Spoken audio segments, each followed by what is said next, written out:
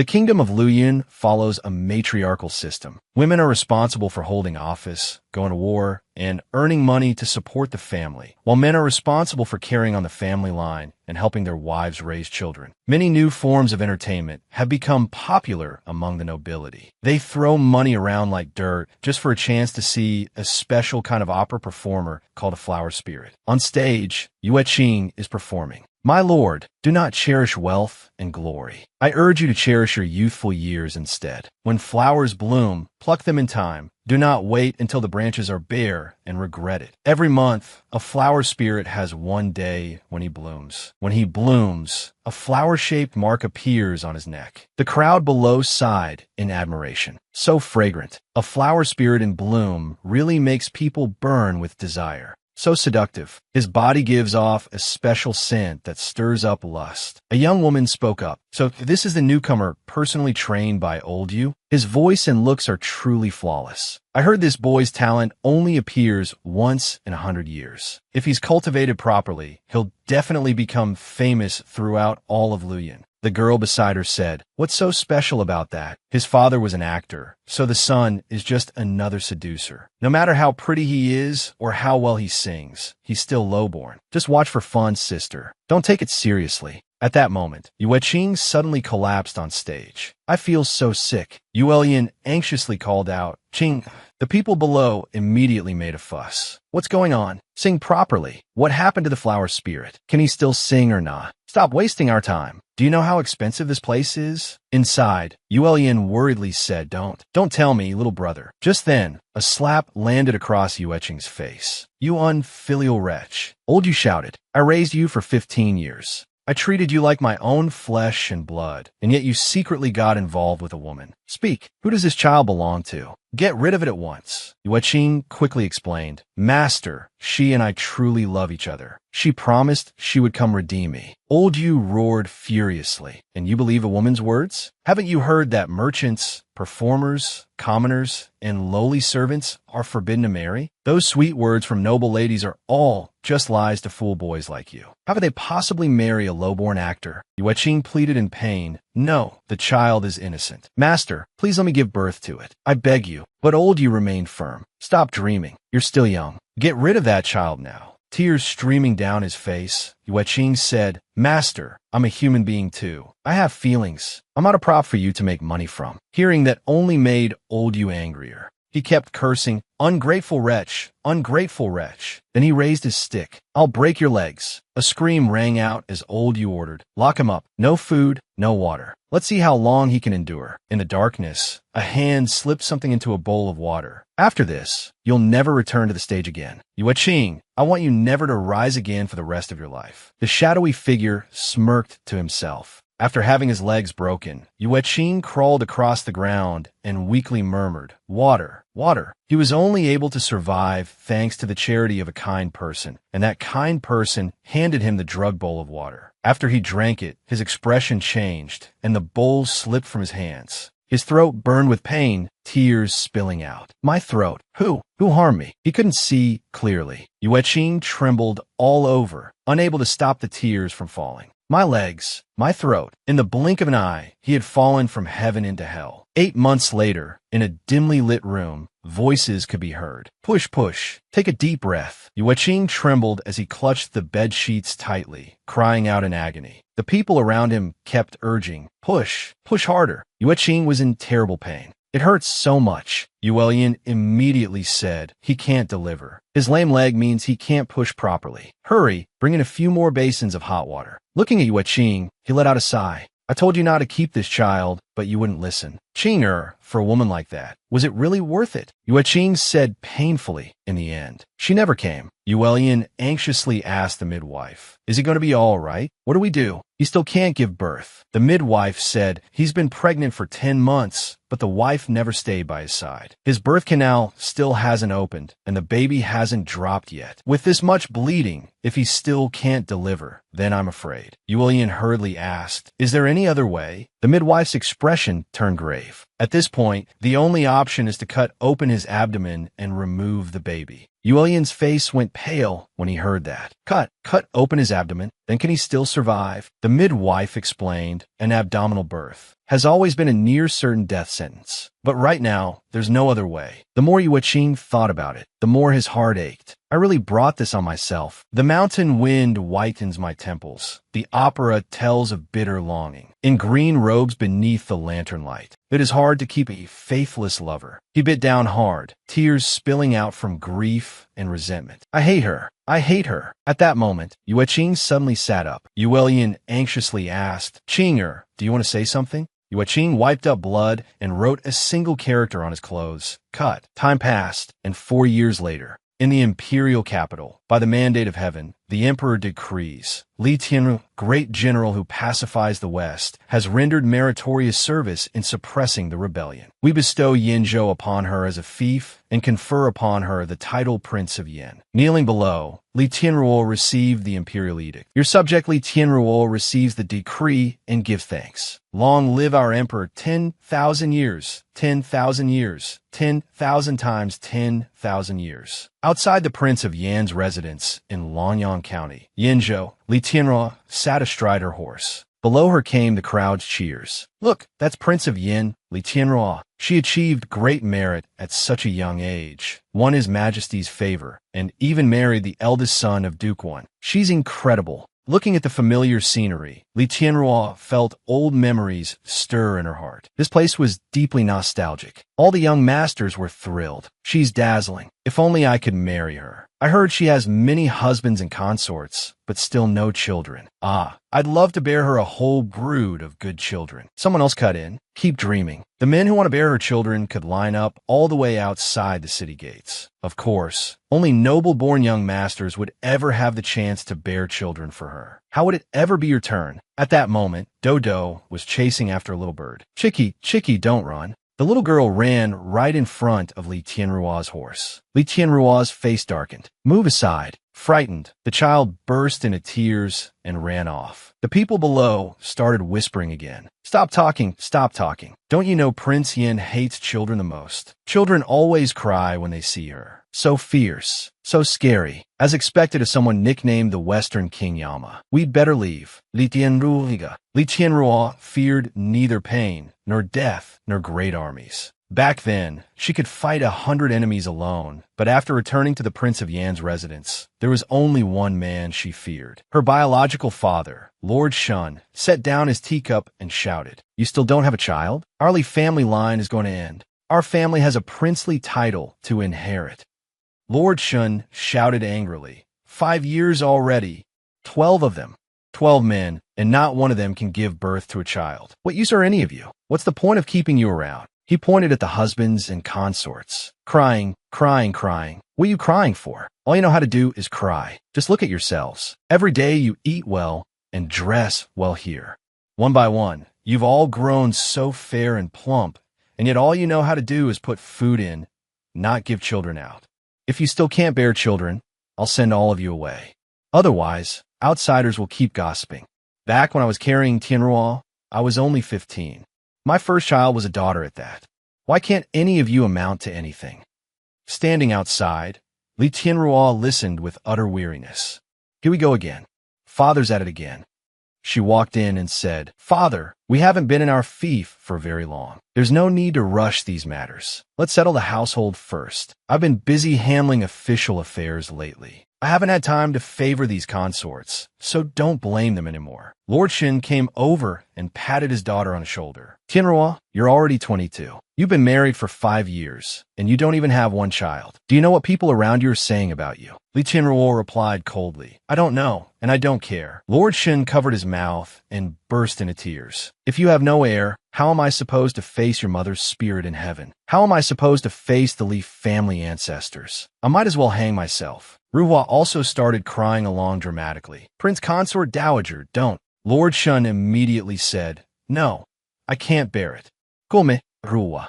Come with me and help me pick out a few men with big chests and wide hips. Yes, Prince Consort Dowager. Li Tianruo sighed and said coldly, All right, stop making a scene. I'll do my best to sow the seed. Lord Shen lit up with joy. Really? Can I really hold a granddaughter soon? Good girl, you've finally come to your senses. Li Tianruo continued. 5 years. Give me 5 years to let you hold a granddaughter. Is that enough? Lord Shen looked disappointed. 5 years? One child? No, it has to be 5. Li Tianruo was horrified. 5? Just kill me instead. Just then, someone walked in.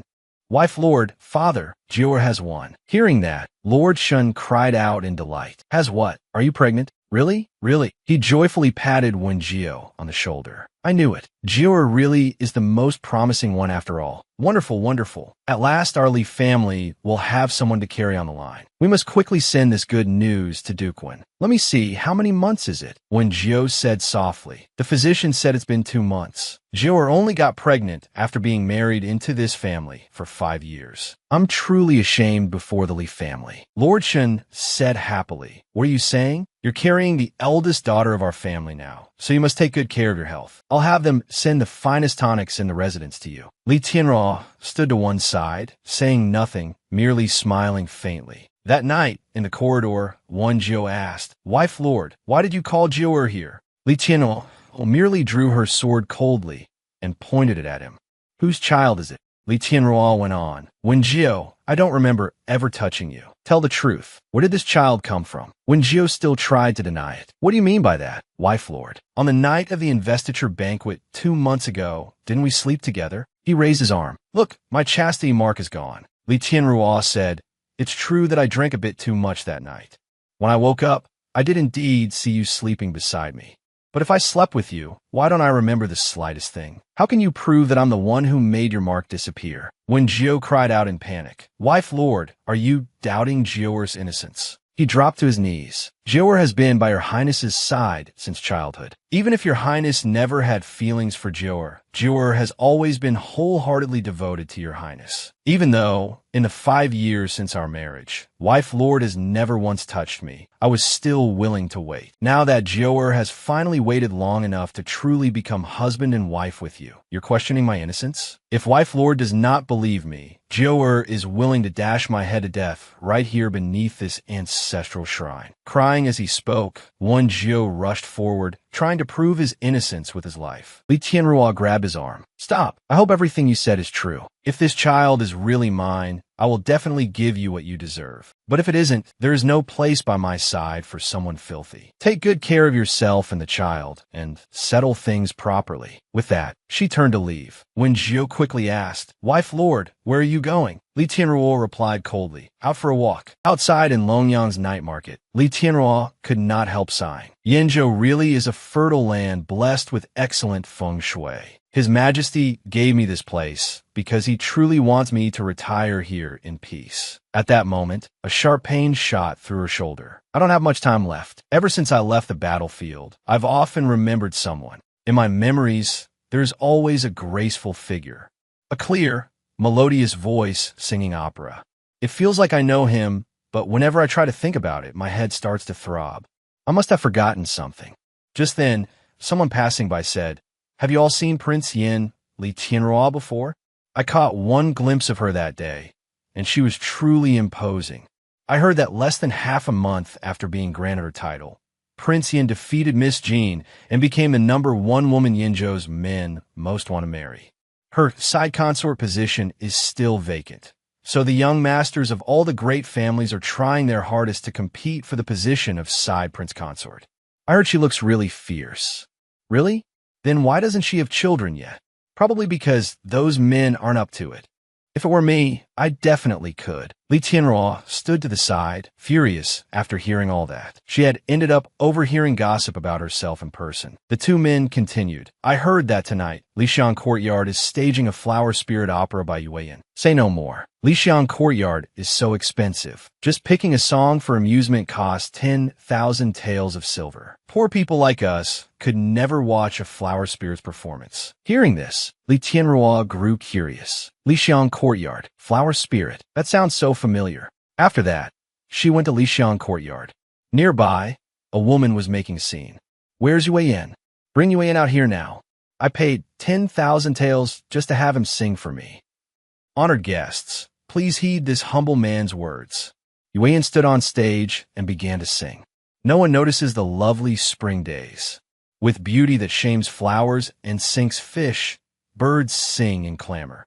Her beauty makes flowers sorrow with shame. Willows drift like smoke, drooping like a drunken one. Even 12 splendid pavilions are but wasted effort. Such a fine day and lovely scene leave the heart in turmoil. Who is there to share the joy in this deep courtyard? The people below all sighed in admiration. So beautiful. He sings so well. Even when he isn't in bloom, he can still enchant people. Does Yue still have his flower bud? I wonder which noble lady will get to be the one to pluck his flower. Li Tianruo was slightly dazed. This feeling is so familiar. Is it him? Nearby, a woman curled her lip and said, "He really is amazing, but such a nuisance. No matter how much money I spend, he won't even glance at me. If he'd followed me, he'd be living in comfort by now." At that moment, a cup of water was suddenly splashed all over her. She screamed, "It's hot." Who did that? Nunua jumped down from a chair and ran. The woman shouted, "Fine, so it's you again, you little brat." Others chimed in too. "Why is it this troublemaker again? Don't think you can do whatever you want just because old you protects you. Today, I'll make both you and your father suffer."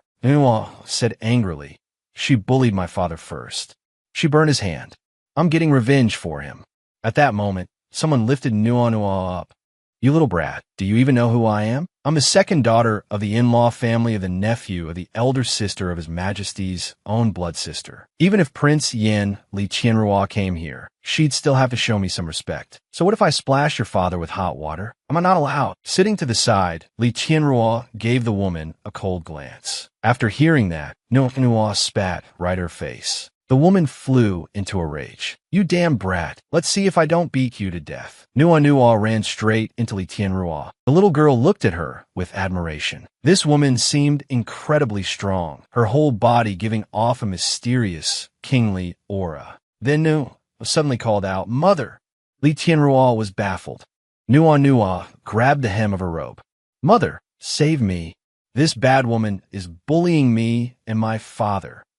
Li Tianruo, Bitskit no. "Little one, what did you just call me?" Nua repeated it once more. "Mother." Hearing that, the others all sneered. There she goes again. How many mothers has this little brat claimed by now? Don't think that just by randomly calling someone mother, they'll back you up. The woman stepped forward again and said, "Where did you come from? I've never seen you before. Are you from another place? It's fine if you don't know the rules, but I advise you not to meddle in things that don't concern you." You're in the way. Move. Then she stepped closer until her face was almost touching the woman's. "I can mind my own business, but I can't just let a mad dog run loose." At that moment, a familiar figure was hiding inside, watching. "Nua, what do I do?" "No sin trouble." That person was, the woman's face darkened with anger. "Big words. You dare call me a mad dog? I'll show you just how formidable I am." As soon as she finished speaking, she drew her sword and charged with a shout. Yet Li Tianruo remained completely calm. "Look at that. I only cursed a dog, and already a dog is barking back." The woman's expression instantly froze. Her whole body became unable to move. Her face went pale with fear. What's going on? This woman hasn't even drawn her blade. Seeing the cold expression on Li Tianruo's face, the woman grew even more panicked. Where was this pressure coming from? Just then, the pregnant Zhang sure hurried out in a panic. "Oh, honored ladies, please don't fight. Let's sit down and enjoy the opera instead. It's rare for our flower spirit Yue to perform. Anyone who comes here to watch is not someone easy to offend." He glanced at the cowering Yu Yin and continued, "Look, our Yu Yin is terrified." Suddenly, a woman cried out in shock. "Isn't she Li Tianruo? I can't be mistaken. I've met Prince Yin before." At that, everyone present turned their eyes toward Li Tianruo. Li Tianruo. Even the aggressive woman from earlier stared in shock. "What? How is that possible?" "Your Highness, Prince Yin." In a dark corner nearby, Yu Qing broke out in a cold sweat. How could this be? That silhouette looked somewhat familiar. He could hardly believe his eyes. How could it be her? On the other side, Yu Yin blushed deeply again. So she was Prince Yin Li Tianruo.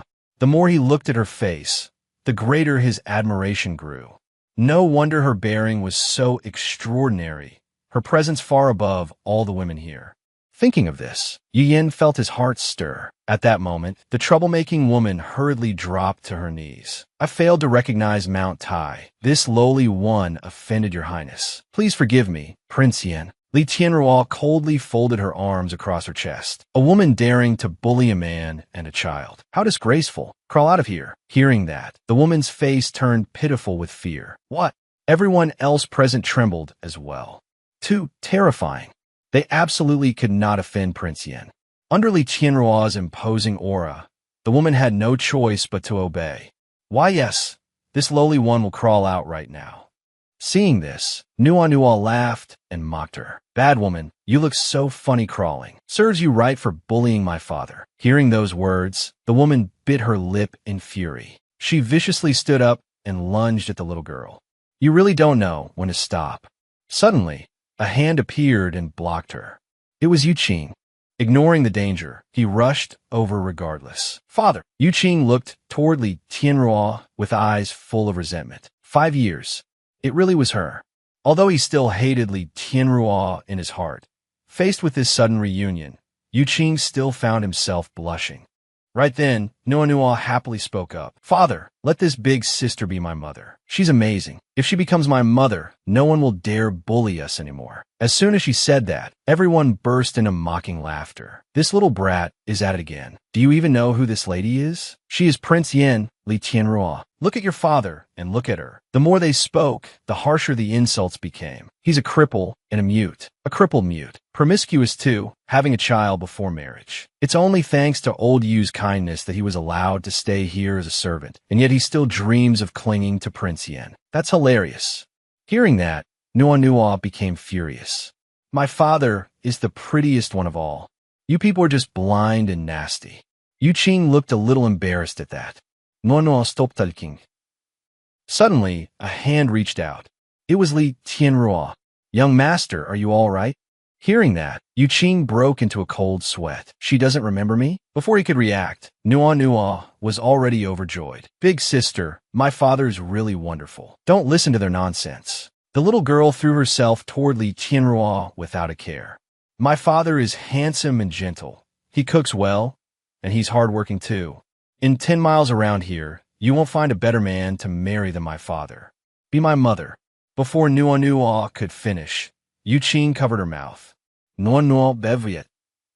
He shook his head desperately, then propped himself up on his cane and left. Seeing that, Nuo quickly asked, Father, why are you leaving? Yu Qing's face was full of sorrow. If she doesn't remember me anymore, what is there left to say? He silently blamed himself. In the end, it had all been a mistaken sacrifice. Just then, Li Tianruo suddenly called out, Hey, wait. Suddenly, a pair of soft hands gently tugged at her sleeve. Prince Yin, Yu Yin said, Please stop, Your Highness. He hesitantly held out the item in his hand. Your Highness, please accept this. Li Tianruo was utterly puzzled. What is this? Yu Yin shyly covered his mouth. Tonight, Yin'er is willing to offer himself to Your Highness, Prince Yin. Those words shocked Madame Zhang. Yan'e, you. The girls present were stunned as well. Look, Yu Yin is giving her the fan. Every spirit flower has a flower-plucking fan. If it is given to the one they love, it means they are willing to offer their flower bud and spend a night of romance together until the dew melts and the flower blooms. The one who receives the flower bud becomes his flower plucker, and in the future may also accompany the spirit flower through his blooming period. But even after becoming the flower plucker, one still has to pay an astronomical price to spend a single spring night with a spirit flower. At this moment, Li Tianruo looked a little awkward. She fell silent, not knowing how to answer. On the other side, the girls began whispering among themselves. Yu Yin has kept his chastity for so many years.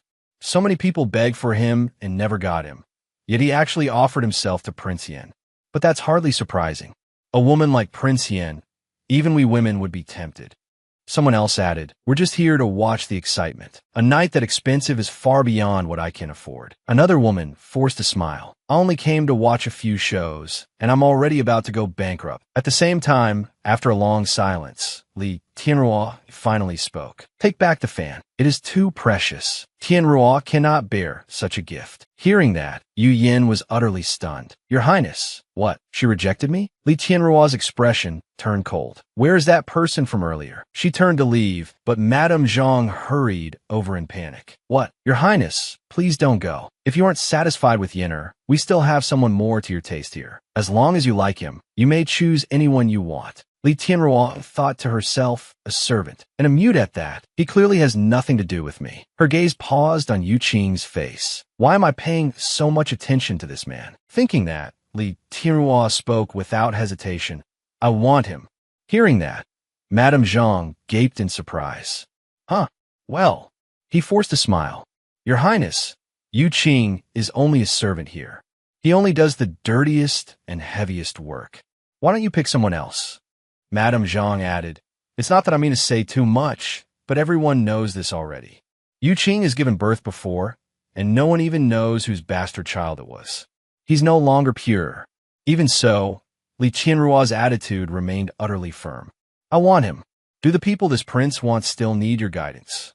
As soon as she finished speaking, she tossed Madame Zhang a money pouch. Is it enough? Seeing the pouch in his hand, Madame Zhang beamed. Enough. More than enough. We'll wash him clean and send him over to you. That night, after hearing the news, Yu Yin was stunned. What? Your Highness wants Yu Qing to serve her. Madame Zhang wore a baffled look. Yes. Tell me, what has gotten into Prince Yin? There's a great beauty right here, and she doesn't want him. Instead, she insists on a mute who's already had a child. He forced a laugh. Maybe she's had too many men and wants to try something new. As long as it can make Prince Yin happy tonight, we'll have someone to rely on from now on. Hearing that, Yu Yin gritted his teeth in anger. How could this be? Could I really be inferior to that useless thing? Elsewhere, a group of people ran over to where Yu Qing was. That's him. Take him away. Seeing that, Yu Qing was greatly startled. He struggled with all his strength to break free from their grasp. What were they trying to do? At that moment, Nuanua shouted angrily, Father! Where you taking my father? Let him go. The woman sneered. Little brat, this is a happy occasion for your father. Don't get in the way. He's the one profiting from it. Non started in confusion. A happy occasion? What happy occasion? A while later, in the bath chamber, Yu Qing sat naked, hugging his body.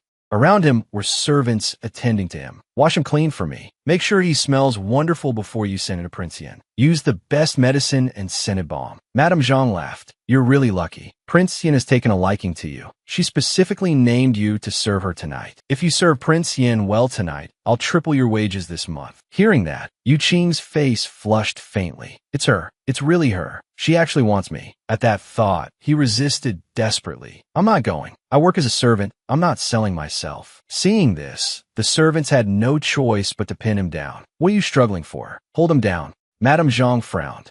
I really don't know what she sees in you. You're filthy. You've had a child, and your figure isn't anything special. Your skin is rough too. Most importantly, he cast a disgusted look over Yu Qing. Doesn't that scar on your stomach kill the mood? Yu Qing turned away in shame. It has nothing to do with you.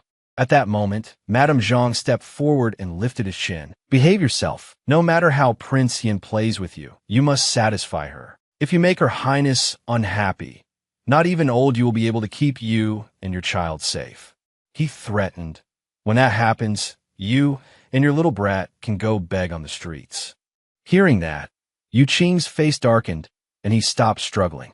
Elsewhere, Li Tianruo was waiting on the bed. Although that man is crippled and mute, he gives me a very familiar feeling. She pondered silently. There is a beauty, dancing gracefully and singing sweetly, who keeps circling through my mind. The memory was becoming more and more vague, as if it were about to disappear altogether. Just then, a voice rang out. My lady, Yu Qing has arrived. Li Tianruo answered from inside. Send him in. Hearing that, the servant led Yu Qing inside, leaning on his cane. The moment he entered, Yu Qing's emotions became utterly chaotic. Li Tianru, I want to see what you'll say to me. Have you really erased everything from the past? Seeing him still standing there in a daze, the servant beside him slapped him across the face. Why aren't you kneeling yet? At that moment, Li Tianrua spoke. Your name is Yuqing? Raise your head. Hearing that, Yuqing pressed his lips together sadly. She really doesn't remember me anymore? After Yuqing raised his face, Li Tianrua looked a little surprised. He actually looks decent. Thinking that, she asked, Yuqing, do we know each other? Yuqing's hands clenched tight, and he firmly shook his head. Li Tianrua leaned closer and asked again, you can't speak? Were you born that way? And what happened to your leg? Hearing that, Yuqing grew so tense that he started sweating.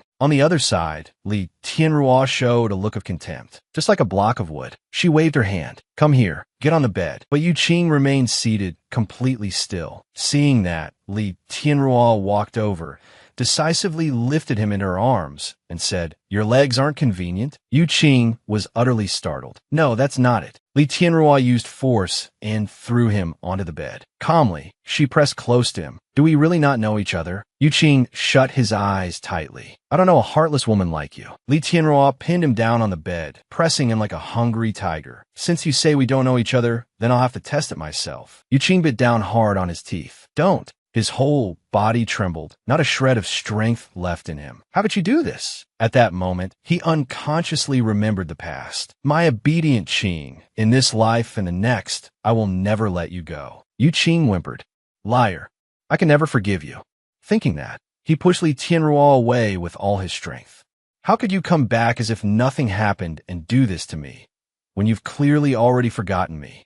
At the same time, Li Tianrua had noticed his resistance. Pushing me that hard? Are you resisting? Yuqing pressed his lips together. Yes. Li Tianrua, I only hate. Hate that I misjudged you. I never thought you were this kind of person. Li Tianrua looked puzzled. Why are you so stiff? Do you hate this prince? Or, is my technique not good enough? She asked with concern. Did I hurt you? As she spoke, her gaze unconsciously drifted downward. Li Tianrua slowly used her soft hand to stroke his body. Don't. That place hasn't. Yuqing shut his eyes tightly in pain. Seeing this, Li Tianrua gave a faint laugh. Relax a little. Don't be so tense. You'll only hurt yourself like this. Yuqing's eyes brimmed with tears. I really was wrong about you from the start. I never thought you'd be this much of a beast. Thinking that, he sat up and bit down hard on Li Tianrua's shoulder, making her furious. You bit me? Didn't Chief Steward Zhang tell you why I had you brought here? Yuqing pursed his lips. You already have 12 consorts at home, and you still come to a troop house for pleasure. You're nothing but a lustful woman. His whole body trembled. Beast! Scoundrel! Don't come near me. Seeing that, Li Tianrua broke into a sweat. Forget it. Since you're unwilling, this prince won't force you. Put your clothes on and go out. She thought to herself, I must have been mistaken. This mute seems deeply repulsed by me. The person in my memories was obedient and gentle. He would never have resisted me so fiercely. Just then, Nua stormed and holding a shovel. Stop right there. Yuqing was utterly startled. No. Even Li Tianrua froze in surprise. Before she could react, Nua charged over. Bad woman, you're not allowed to bully my father. You made him cry. Smack! Li Tianrua took the shovel right to the face. Her vision darkened, and her eyes turned fierce. You're pretty strong, little brat. Only then did Nua become frightened, and the smile on her face stiffened. Seeing that, Yuqing hurriedly pulled the little girl into his arms. Stop! He glared at Li Tianrua with eyes full of hatred. Are you not even going to spare a child? Li Tianrua frowned, looking extremely displeased. A beautiful spring night, and now it looks as though this prince is bullying the weak. I'll have to ask Chief Steward Zhang whether he forced you to come here. She thought in confusion. This is the first time a man has shown such disgust toward me. With that thought, Li Tianrua ordered, you may leave. A while later outside, No tu get on zingsleve. Father, are you okay? Did that bad woman hurt you? Don't worry, father. Nua will definitely avenge you. Hearing that, Yuqing could no longer suppress the sorrow in his heart. She had vanished without a word. For 5 whole years, his whole body trembled. For those 5 years, she had no idea what I went through. How could I ever forgive her? Yuqing bit down hard on his teeth. Just then, someone came running over in a panic. Yuqing, hurry and come with me. Don't you know how to deliver babies? Yuqing hurriedly dropped to his knees, not even having time to react. The person continued, Chief Steward Zhang is about to give birth. There's no time to find a midwife. The steward is bleeding badly. For the sake of him saving your lives, hurry and save him. At the same time, elsewhere, Manager Zhang was panting hard. It hurts so much. Isn't Yu Qing here yet? Just then, the one who had gone to fetch Yu Qing entered with him. Earlier, after bringing you to Her Highness's room, the steward slipped and fell. Afraid of disturbing Her Highness's pleasure, the steward held it in, but unexpectedly started bleeding and simply couldn't bear it any longer. The moment he saw Yu Qing, Manager Zhang said anxiously, "Yu Qing, you're here. Hurry and check on me. Am I going to die?" Yu Qing quickly gestured, "You won't die." At that moment, Noah spoke unhappily. "Father, why do you have to save this bad person? He never treated us kindly before." Hearing that, Yu Qing put on a stern face and taught the little girl, "If I hadn't worked here all these years, how could I have raised you? We must be kind and repay kindness with gratitude." Yu Qing gestured for Nua to repeat his words. Though unwilling, Nua still obeyed. "Father says, everyone please step aside. Just leave 2 people behind to help. Father says prepare scissors, hot water, and towels."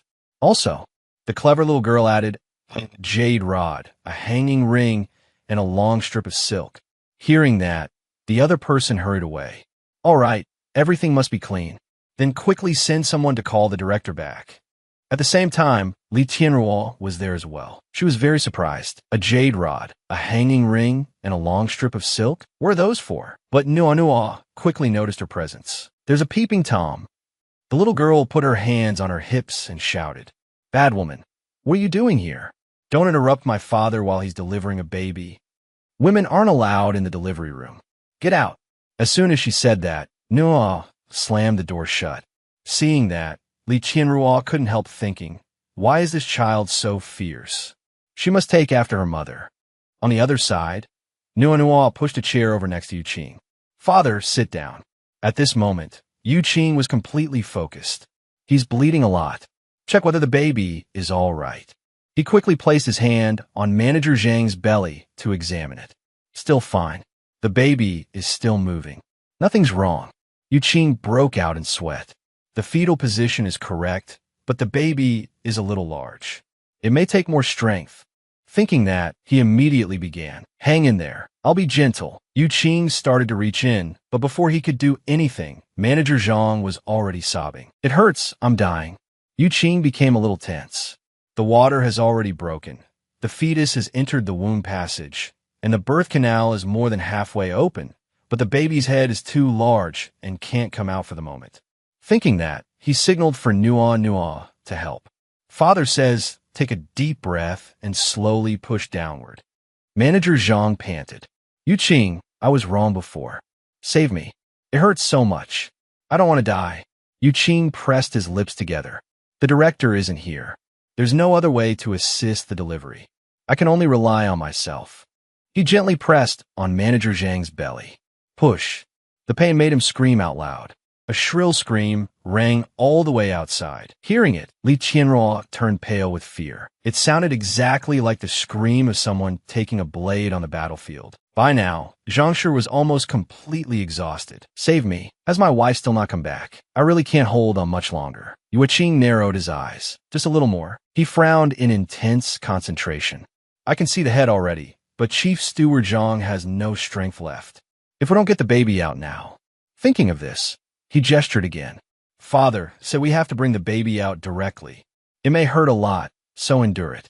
Zhangshi's eyes brimmed with tears. At this point, what's the use of dragging it out? Just do it. I really can't take it anymore. Hearing that, Nua immediately handed him a cloth. "Bite on this." Yu Qing rolled up his sleeves. He had to do it now. At the same time, outside, Li Tianruo frowned and thought that men really did not have it easy when giving birth. The baby cried loudly on the cushion. Yu Qing gently picked the child up in his arms. It was a boy. Li Tianruo stood behind them, peeking curiously. Beside the bed, happily said to Steward Zhang, "It's a boy."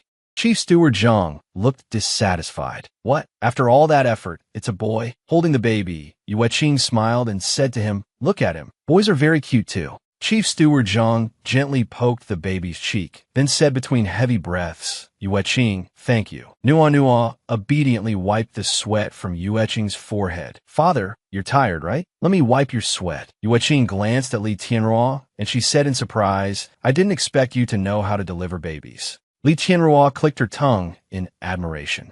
You're really amazing. How did you learn that? Yue Qing thought sadly. There are too many heartless people in this world. I just want to help these pitiful pregnant men. When Yue Qing and Nua were leaving, Nua teased Li Tianrua.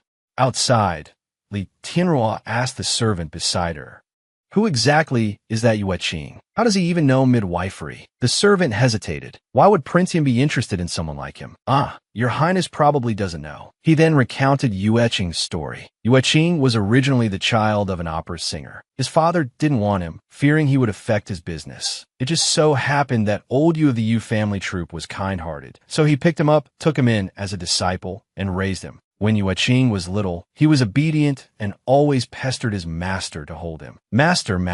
Old Yu was highly respected around here and treated him like his own son. He wanted to train him into Liu Yun's finest hualing and someday hand the Yu family troupe over to him. But then he secretly got involved with some woman from who knows where and even became pregnant. At the very height of his youth, he refused to say who that woman was. She must not have been anyone decent. It truly let down all of old Yu's painstaking efforts over the years. The father and son knelt sadly while scrubbing the floor. Although old Yu angrily broke his leg, for the sake of their years together, he still let him stay on as a handyman and scrape by while raising the child. As for delivering babies, he taught himself. From time to time, he helps people around him give birth and never charges a fee. These days, it's hard to find a midwife, and since he doesn't ask for money, people are always coming to him for help. Li Tianrua was dumbfounded after hearing this. So he could speak all along? Then why did he suddenly become mute? The servant gave an awkward smile.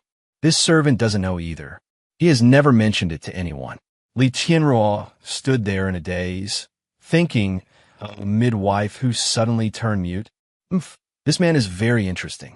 Night fell. Your Highness has returned. When Josie timidly asked Li Tianrua, wife, have you had dinner yet? Li Tianrua replied coldly, no need to prepare anything. I've already eaten. Wen Jiu grew worried at once. Wife. Earlier, when Jiu had been sitting in his room, asking a guard, why is her Highness back so late? Didn't I tell you to follow her? Where did she go? The man knelt and answered, well, women who go out at night are naturally going out for pleasure. Why must the prince consort ask? Wen Jiu was crestfallen. How could this be? I'm pregnant, and my wife is out seeking pleasure. Wen Jiu shouted angrily, speak.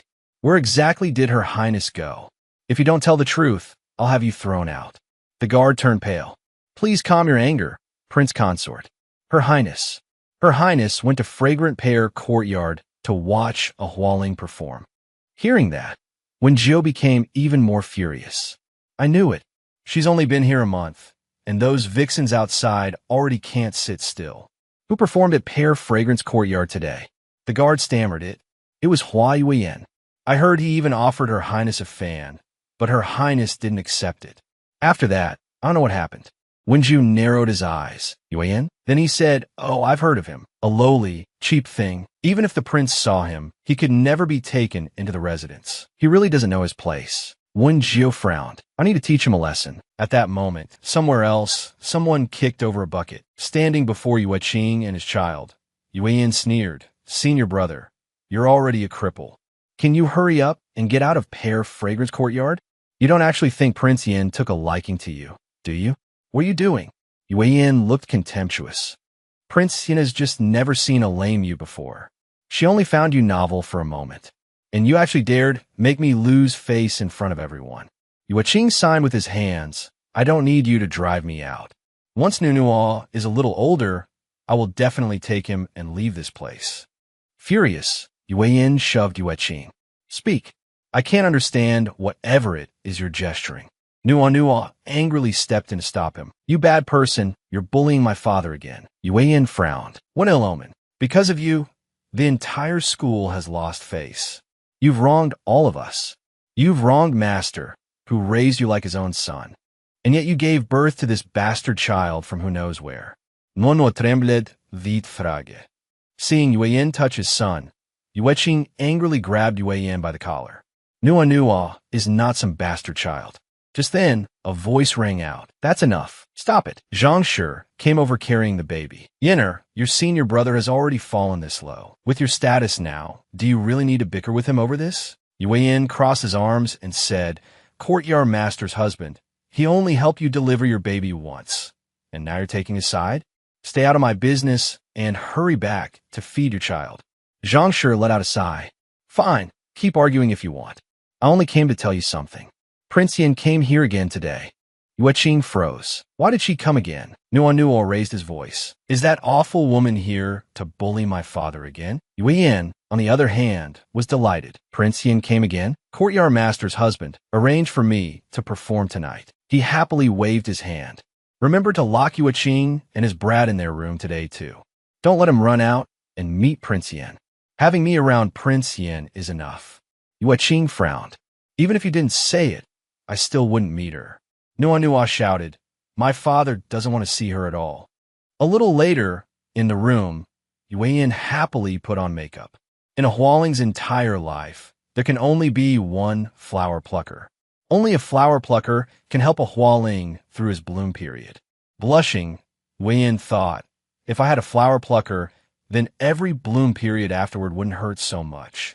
Thinking of Li Tianruo, Prince Yin, such a heroic woman, filled Yue Yin with delight. She's exactly the person worthy of my lifelong devotion. Just then, footsteps entered. Yue Yin turned around. Who's there? Two people threw sacks over Yue Yin. Sisters, it's him. What are you trying to do? Those people started kicking and beating Yue Yin. Beat him for me. Oof, you little slut. Let's see if you still dare try to seduce Prince Yin. I'll help. At the same time, elsewhere, Nuo was locked inside a room.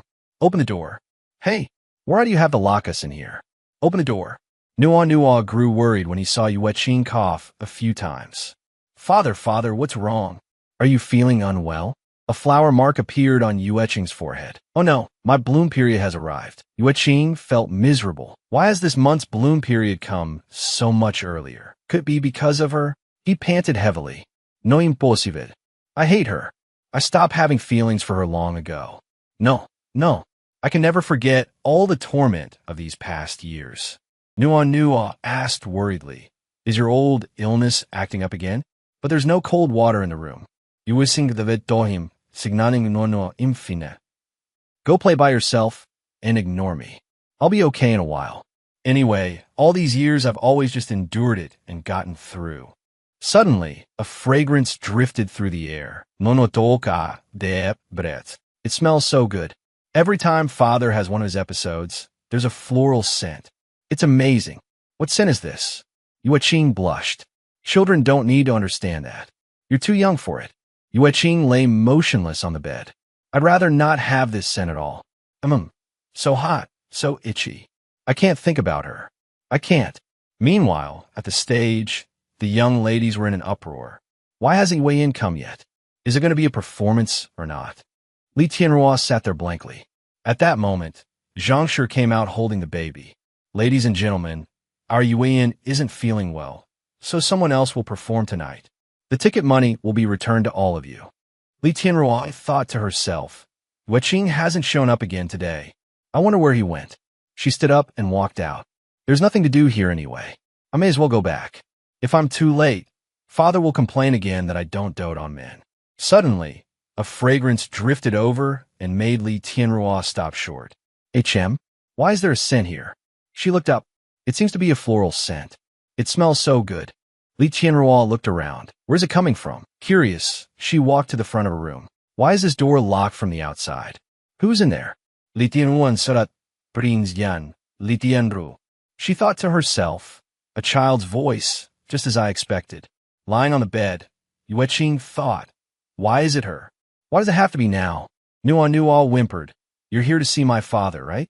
We're locked in, and besides, my father isn't well right now. He can't see you.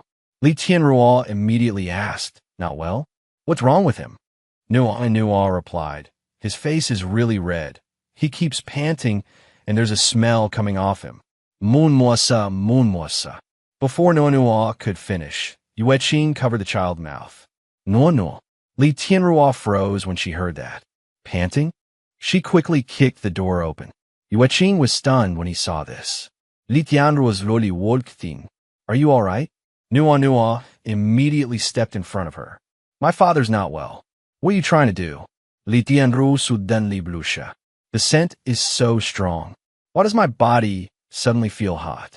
As she spoke, Li Tianruo pulled aside the curtain. Yueqing hid completely beneath the blanket. Don't come over. Don't come over. Don't look at me. Li Tianruo stared fixedly at Yueqing, and a wave of heat rose inside her. She reached out toward Yueqing. It seems I'm getting restless too. Yueqing thought anxiously. Why now of all times? Don't touch me.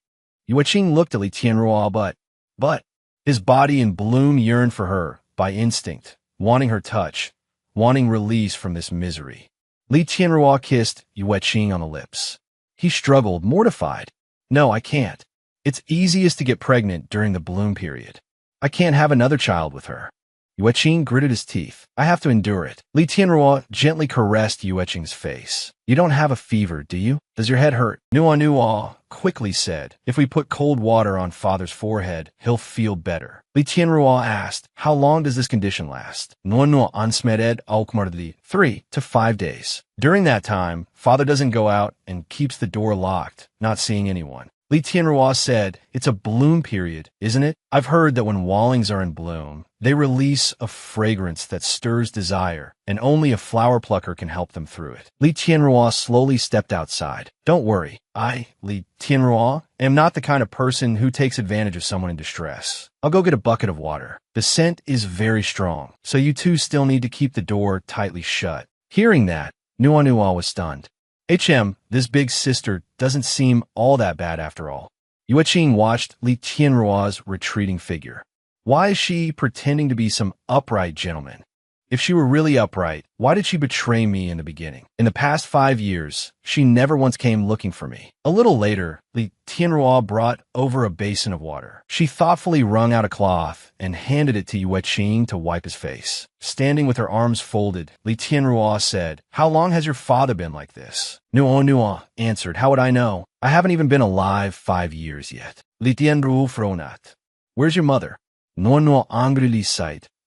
Dead. Li Tianruo clasped her hands and put on a cold expression. Is that so? My condolences. Yueqing turned pale. No, that's not, but Nuo's eyes suddenly filled with tears. Even though father says she's dead, I know the truth. My mother abandoned me and father. Everyone says that before I was even born, she already didn't want father anymore. I was born a child without a mother. She's really not human. A rotten, horrible person. Hearing Nuo say that, Yueqing nodded repeatedly. Nuo said resolutely, even if she's still alive, I would never want to see her. Li Tianruo said in agreement, Humph, how could there be such a thing? I can't believe there's a woman worse than a beast, getting someone pregnant and refusing to take responsibility. She said angrily, don't worry. If this prince ever meets that woman, I will definitely have her whipped for 3 days and 3 nights, then confiscate all her property and make her smash her head on the ground to apologize to you. Yueqing stared blankly after hearing Li Tianruo say that. Nuo immediately said, well said, and you should shave her head bald too. Then I'll draw a big pile of poop on her head. Li Tianruo broke out in a cold sweat.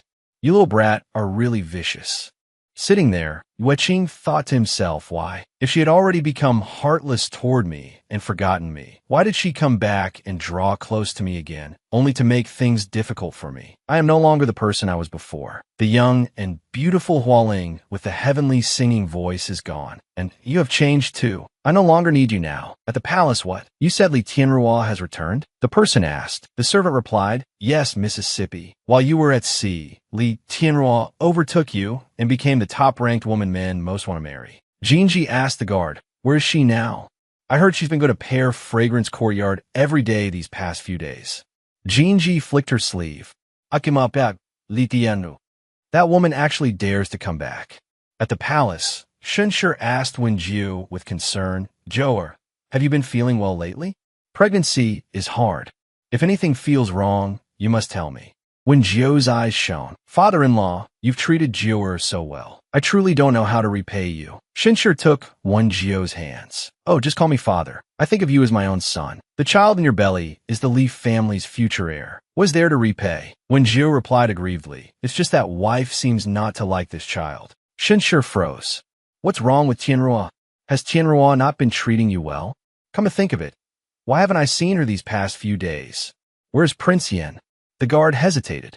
Well, Wen Jiao quickly shot him a look, and only then did he speak. These past few days, Prince Yin has gone to Pear Fragrance Courtyard every night and returned very late. Hearing that, Shenshi was furious. Oof. With a pregnancy in the household, and she, a dignified Prince Yin, is lingering in such frivolous pleasure quarters? It's utterly improper. Shenshi immediately ordered Ruhua, take people to Pear Fragrance Courtyard and bring Prince Yin back to me. Yes, Shenshi quickly comforted Wen Jiao. Jiao, don't take it to heart. Men can't expect women not to fool around a little outside. You're Prince Yin's husband. No matter what those outsiders are like, they can never compare to you. Right now, the most important thing is that you safely give birth. As for Tianruo, I'll give her a good talking to. You've suffered. Wen Jiao smiled. Father, thank you. That's right. The child in my belly will inherit the title of Prince Yin in the future. That evening, Nuo spoke up. Father, big sister Prince Yin is here again. Li Tianruo said, the fragrance seems to be gone now. Is your bloom period over? Yueqing thought to himself, during these few days of my bloom period, Li Tianruo came to see me every single day. From beginning to end, she never once did anything improper to me. What exactly is she thinking? Yueqing waved his hand. Don't come anymore. I'm fine now. I'll go to work in a moment. Nuo tu get atli Tianruo sleve. Big sister Prince Yin, why do you keep coming to see my father? Do you like him? Yueqing was stunned and called out, Nuo. But Nuo said, if you like him, then come. If you like him, then come. I'm missing a domineering mother like big sister Prince Yin, and my father is missing a wife who will cherish him with all her heart. Li Tianruo said awkwardly. Nuo whispered to Li Tianruo, let me tell you a secret. My father is very popular. If you hesitate for a few more days, he might get snatched away by Wang Erqiu next door's mother. A real woman can't hesitate. When it's time to make a move, make it. Li Tianruo's face darkened. Where is Wang Erqiu's mother? Yueqing swiftly smacked Nuo's butt. Don't talk nonsense. What Wang Erqiu's mother? Li Tianruo said again, young master Yueqing, let me ask you one more time. Do you really not know me? 5 years ago, I was gravely injured on the battlefield. I've always felt like I forgot someone, and you feel very familiar to me. Yueqing froze. She had been badly injured, so that was why she forgot me. But the person she knew was Hualing Yueqing, not a lame, mute, dirty, ugly Yueqing like I am now. Yueqing lightly tugged at Li Tianruo's hand. Did you come back on purpose to look for me? You didn't mean to abandon me, did you? Yueqing tried hard to speak. Your injury, is it all right? Just then, Ruhua walked over. Your Highness, you're here? Ruhua cupped his hands. Your Highness, the princess consort ordered me to bring you back within 10 days. Li Tianruo turned her head. Bring me back? Is something the matter? Ruhua replied. The prince consort is pregnant now.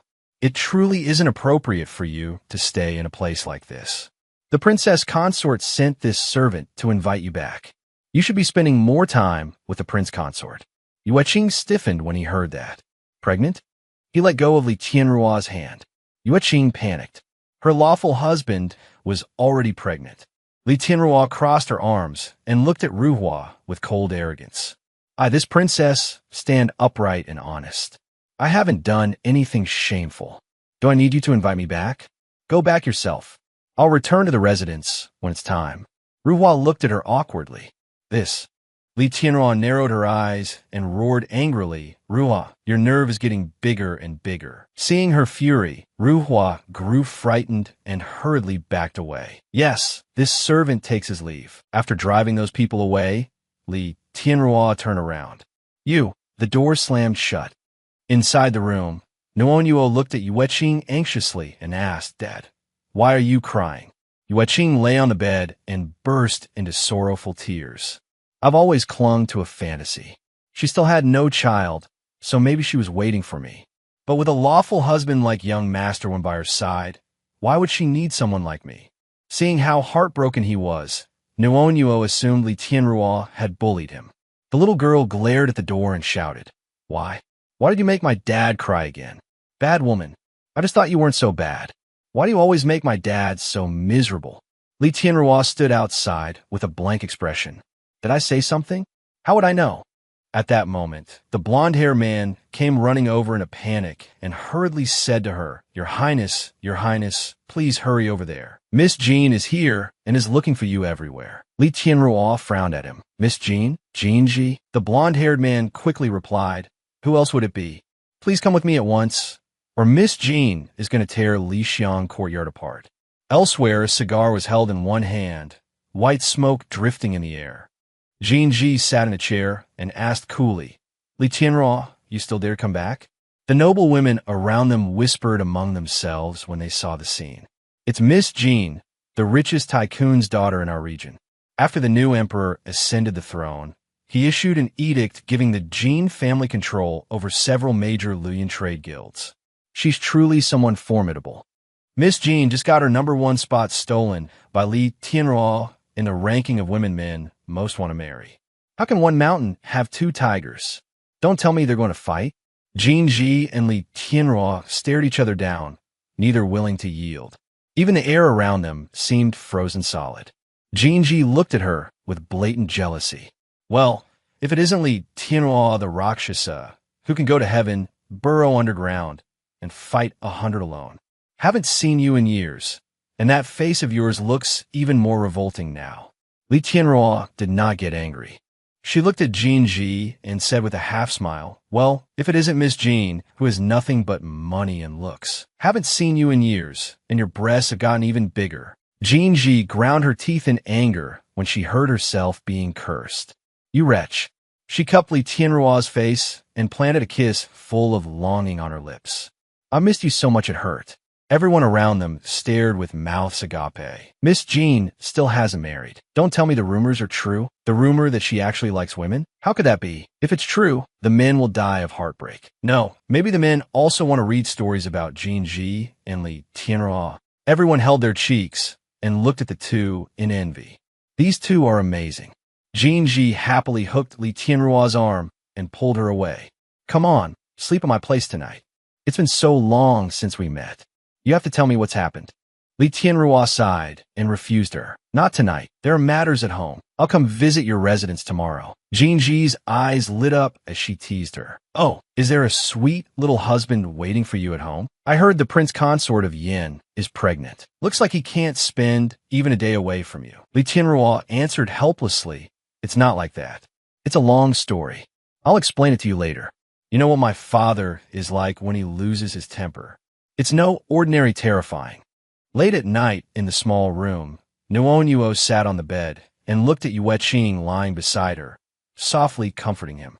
Dad, stop crying. Yueqing's tears kept rolling down uncontrollably. Nuonyuo patted his shoulder in heartache to comfort him. This is making me mad. What's going on? Everything was fine. So how did that woman make Dad cry just by saying a few random words? I haven't seen Dad this heartbroken in a long time. No. I have to get revenge. At the Prince Yin residence. Mistress, you've returned. Li Tianruo looked at Wenjiu and replied coolly. Are you well? I only came to check on you. Rest early. Seeing that she was about to leave, Wenjiu called after her in panic. Mistress, don't go. He pulled open the front of his robe and looked at her with shy grievance. Mistress is so cruel. Ever since I got pregnant, you haven't touched me once. Don't you know that a pregnant husband in this period has the hardest time suppressing desire? Li Tianruo, being a straight woman, looked at Wenjiu in confusion and asked, What do you mean by desire? Wenjiu looked at her as if he wanted to cry, without tears. No way, he replied with embarrassed hesitation and shyness. It means. How could mistress force a man to say such words himself? Li Tianruo looked at him indifferently and said, Just say it. Wenjiu's cheeks flushed red as he looked at her, utterly embarrassed. Men are most easily aroused while pregnant. The farther along it goes, the worse it gets. Starting in the 3rd month, I need mistress to help me often. Childbirth for a man is like passing through the gates of hell. If mistress won't even help me normally, then how am I supposed to give birth when the time comes? Li Tianruo narrowed her eyes and looked at him coldly. Wenjiu, do you still not understand why I've been so distant toward you? Wenjiu lowered his eyes in hurt and answered softly, Because I was married in to bring good fortune to mistress. So mistress dislikes me. Li Tianruo looked at him and said coolly, no. You're when family volunteered to marry you into our house. You chose not to break the engagement, betrayed the one you loved, and abandoned your friend. When Jiu looked at her in panic and quickly explained, no, that's not it. Jiu has always admired Mistress. The three of us grew up together. You used to be innocent, lively, pure, and kind as well. Li Tianruo looked at him and asked coldly, since when did you become like this? Go to sleep. With that, she turned and walked out. When Jiu stared at her in panic, Mistress. His hand tightened around the blanket. Damn it, do you think I wanted this? Do you think I don't know why I've had to endure the humiliation of carrying this child? The tears on his face fell uncontrollably. Marriage, childbirth. What choice did I ever have? Why do I have to endure this humiliation? From beginning to end, no one ever asked what I wanted. The next morning on the street, Wang Erqiu, Zhang Sani, Pang Xiong, Daodu, all of you come here.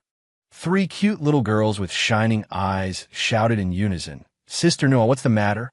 Nuo, the little boss of the street children, planted her hands on her hips and angrily said to the three girls in front of her, that woman keeps bullying my dad.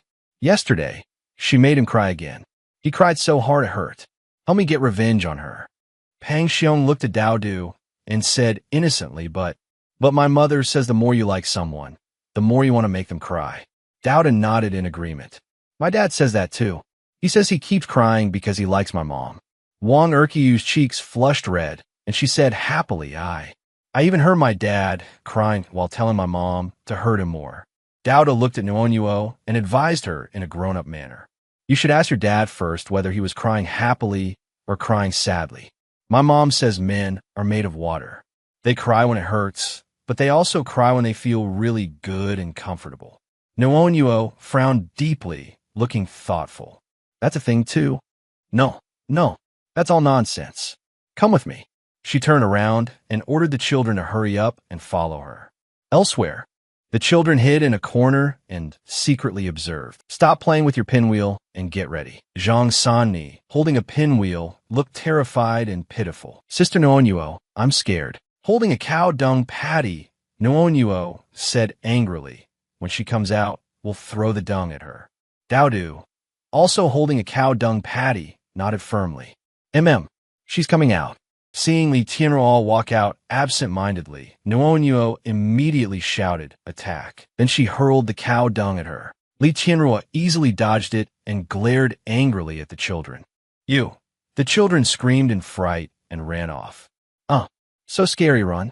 Zhang Sani unfortunately tripped and fell. Li Tianruo walked over to her. Little one, Zhang Sani lay prone on the ground in fear and burst into tears. Wu, don't kill me. Wu. Suddenly, a pinwheel was held out before her. Li Tianruo bent down slightly and returned Zhang Sani's pinwheel. You dropped this pinwheel. Late at night, a voice echoed in the room. You've taken a fancy to a servant from Lixiang courtyard, and he's even mute. The two sat at the dining table. Li Tianruo looked at Jinji and sighed. You can't put it that way. It's just that I care about him very much and always want to see him. I keep feeling that he's very much like someone I knew before, but he keeps denying it. I've already had people investigate his background again. The information I got is no different from what I knew before. No one knows which woman he had that child with back then, and no one knows why he suddenly became mute. That child couldn't possibly be mine, right? She gave a dry laugh, trying to reassure herself. Probably not. That little brat has such a bad temper. No matter how I think about it, he can't be my child. He doesn't resemble me at all. Jinji frowned at her and asked, You really don't remember anything at all? Li Tianruo shook her head. I only remember that 5 years ago, that young man and I had just one spring night together. We were mutually in love and had promised that I would bring him home as my husband. Other than that, I remember nothing. Jinji looked at her and sighed. Maybe you really did let him down. She walked over, put an arm around Li Tianruo's shoulder, and analyzed calmly. Look, if the two of you had one unforgettable night back then, and he got pregnant and gave birth, then that child would just happen to be about this age now, right? She held up 4 fingers. Li Tianruo nodded, right? Jinji looked at Li Tianruo with ambiguous eyes. 5 years ago, the western border was in chaos when the barbarian tribes invaded. That just happened to be when you led your troops out of Yenzhou. Later, You were wounded on the battlefield and bedridden for 5 years. So you abandoned him and the child somewhere and never cared for them. She sighed and looked at Li Tianrua with pity and sympathy, as if looking at a heartless lover. Then he thought you had betrayed him, and love turned into hate. He raised the child alone through hardship, and he won't even let the child acknowledge a mother like you. TSK, Ruruo, you really are a faithless woman. Li Tianrua stared blankly at her. Thanks. That actually does feel plausible. In short, the fault lies with me. The reason I came back to Yinzhou this time was to find the person from before and fulfill our promise. This time, I must stay with my family. I never want to go back to the battlefield again. Jean Ji patted her shoulder sadly to comfort her. Stop thinking about it. It's already been 5 years. You should let go of the trauma from back then. Look, even though that campaign was so horrific, didn't you survive by a miracle anyway? Li Tianrua Kunenchit had feasts. I want to know why too. She lowered her face, full of pain and self-reproach. 3,000 sisters of mine. Why was I the only one who survived? Back then, my sisters and I had clearly sworn to live together and die together. 5 years earlier, at the western border battlefield, smoke and flames blotted out the sky. Li Tianrua, dressed in armor and mounted on horseback, looked at her soldiers and shouted, "Soldiers, follow me and charge out. Either we live together, or today we die together beneath this city." The female soldiers answered in unison. "Yes, General." Li Tianrua raised her spear high. "Warriors of Luyun, follow me and fight to the very last moment. Charge." The women charged into battle resolved to die, risking everything in a desperate fight against the enemy. An enemy soldier attacked Li Tianrua from behind. She was severely wounded and gradually lost consciousness. A blood-stained fan fell to the ground. Her trembling hand reached for it. "Qingya, I should have died with them." Jinji looked at her and sighed with emotion. "Yes, you were wounded that badly, yet you still survived." Even the physicians were astonished. No one in the world is as hard to kill as you. A huge, hideous scar stretched across Li Tianrua's back. "I've lied to everyone. I know why I'm still alive. I died there, and my soul returned to the Yellow Springs. Crossing the River of Three Ways, I wandered upon Naiha Bridge. Deep below lay the underworld. There was even a blood-red full moon. I don't remember how long I lingered there, until one day. A woman in a red cloak walked up behind Li Tianrua and asked coolly, 'You have lingered here for years. Why do you still refuse to leave?' Meng Pe, holding a bowl of soup, looked at her and continued, 'Do you still have an unfulfilled wish?' Li Tianrua stood on the bridge in a crimson robe, her hair fluttering in the wind. "I, Li Tianrua, have never done a single evil deed in my life. Whether to my country and its people, or to my friends and family, I have always had a clear conscience. It's just." Her eyes lowered, concealing the loneliness and guilt within them. "I let one man down. I never fulfilled the promise I made to him. If I die now, I will carry that regret forever and never close my eyes in peace. That is why I do not want to leave." Meng Po was silent for a moment before speaking. "The dead cannot return to life.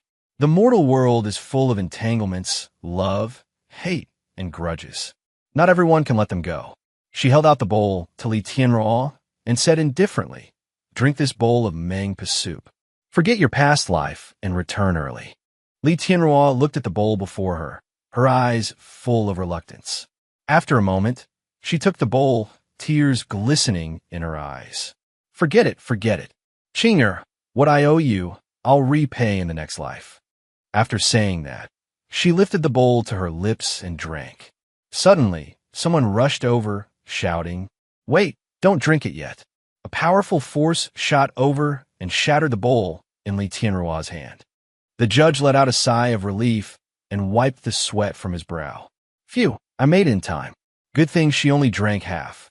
He crossed his arms and looked Li Tianrua in the eye, speaking calmly. "General Li Tianrua, conqueror of the West, Lord Yama has determined that you performed good deeds for all under heaven, rendered great service to the state, and died young in your prime. Therefore, he is returning 5 years of your lifespan to you. You may return to the human world and finish what you left undone." Overjoyed, Li Tianrua quickly knelt down in thanks. Many thanks, honored lord. Then she gradually vanished. Meng put beside them cried out in alarm. No, her hand remained outstretched in midair. Elsewhere, a startled cry rang out. Heavens, she's awake. Li Tianrua woke up in bed. Shen Shi, sitting by the bedside, saw that she had awakened and called out excitedly, Tianrua, Tianrua. When Jiao, standing beside him, also happily wiped away tears. Sitting up, Li Tianrua looked at Shen Shi and asked, I am. Shen Shi looked at her painfully and said, You were gravely wounded on the battlefield and lay unconscious for 5 years. You finally awakened. He threw himself into her arms, sobbing. I thought you would stay like that for the rest of your life. Tianrua, don't leave your father behind. Li Tianrua smiled and patted his back in comfort. Father, I'm fine now. I made you worry. Shen Shi sat back up and wiped his tears. It seems this marriage really was useful. Come look quickly. This is the lawful husband I found for you, Wen Jiao. He pointed to Wen Jiao beside him. You two grew up together, so you must be very close. Wen Jiao knelt on the ground and looked at her gently. You est great mistress. Shen Shi happily continued. After you were brought back from the battlefield, your life was always in danger. You were barely hanging on by a thread. So I discussed it with Duke One and arranged a wedding for you to bring good fortune. There were also 12 consorts taken in for the same purpose. Over the past few years, it was Jiao who stayed by your side caring for you. Li Tianrua sat on the bed, looking expressionlessly at Wen Jiao kneeling below. No, this isn't right. It's not him. Suddenly, a sharp pain stabbed through her head. Who is it? Who is it? Why can't I remember? Returning to the present, Jinji was applying medicine to Li Tianrua's back. Jinji looked at her heartbrokenly and asked, Does it hurt? Li Tianrua looked at her and said softly, It hurts a little, but after so long, I'm used to it. Jinji picked up another set of clothes and smiled. I'll go change into something else, then come back and apply medicine to your back. Don't let it touch water. Li Tianrua looked at her gratefully. Kimchi, thank you for taking care of my whole family all these years. But why have you still never married or had children? Kim Chi's whole body stiffened.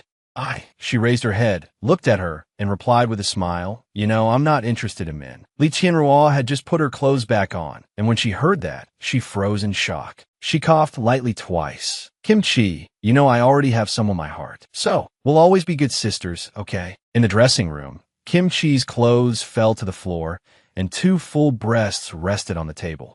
Kim Chi casually flicked back her hair and replied with a smile, I know. We'll always be good sisters.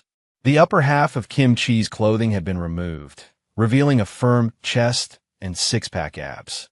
The next morning, a voice rang out through the estate. I should get going. Duke Wen is hosting a banquet tonight, so I can't afford not to prepare properly. Li Tianrua rubbed her head in confusion. Kim Chi, tell me, why does every child hate me? Kim Chi linked arms with her and laughed, poking her cheek. You keep such a stern face all day. Of course children are scared of you. Li Tianrua frowned and asked, I heard children like you a lot. Do you have some kind of secret? I want to get close to Diet Tin's little brat. Kim Chi smiled at her. If you want children to like you, it's simple. I'll teach you a trick. Watch carefully. A servant beside them suddenly shouted, Miss Kim is here. Children, come quickly. Hearing that, the children immediately ran over, eyes shining as they looked at Kim Chi, Lord Kim. Miss Kim, most beautiful big sister. You likes Miss Kim the most. May Lord Kim's wealth flow in like water. Kim Ki nodded in satisfaction. Mumlissa. Then she took out a small wooden box. Good children. Here, take it. Kim Chi opened the small wooden box and poured the money onto the ground. The middle-aged woman and the children hurried to pick it up. The woman looked at Kim Chi with a blissful smile and said, Thank you, Miss Kim. Children, hurry and kowtow to your ancestor. The obedient, sensible children quickly looked at Kim Chi and thanked her. Thank you, ancestor. Kim Chi said smugly. See, isn't it simple? Li Tianrua was stunned, her brows knitting together. That works too. Elsewhere, people came over carrying bundles of firewood. The proprietress sat in front of a table, looking over the accounts, and said coldly, Anyone who wants work, register here. 1 bundle, 51. Each person can only carry 1. Piles of bundled wood were stacked behind her. When she saw Diet Tin arrive with Nuok, she disdainfully drove them away. Why is it you again? A cripple wants to make money too? Don't hold up our business. Move aside. Leaning on his cane, Diet Tin walked over and pleaded with gestures. Please, I won't get in the way. Standing beside him, Nuok hurriedly said, if other people can do it, then we can too. A man beside them hoisted up a bundle of wood and, unable to bear it, spoke up for Diet Tin. Forget it. It's not easy raising a child. Let him carry it. Diet Tin looked at Nuok with delight. That's great. He immediately shouldered the heavy bundle of firewood and, leaning on his cane, left with Nuok.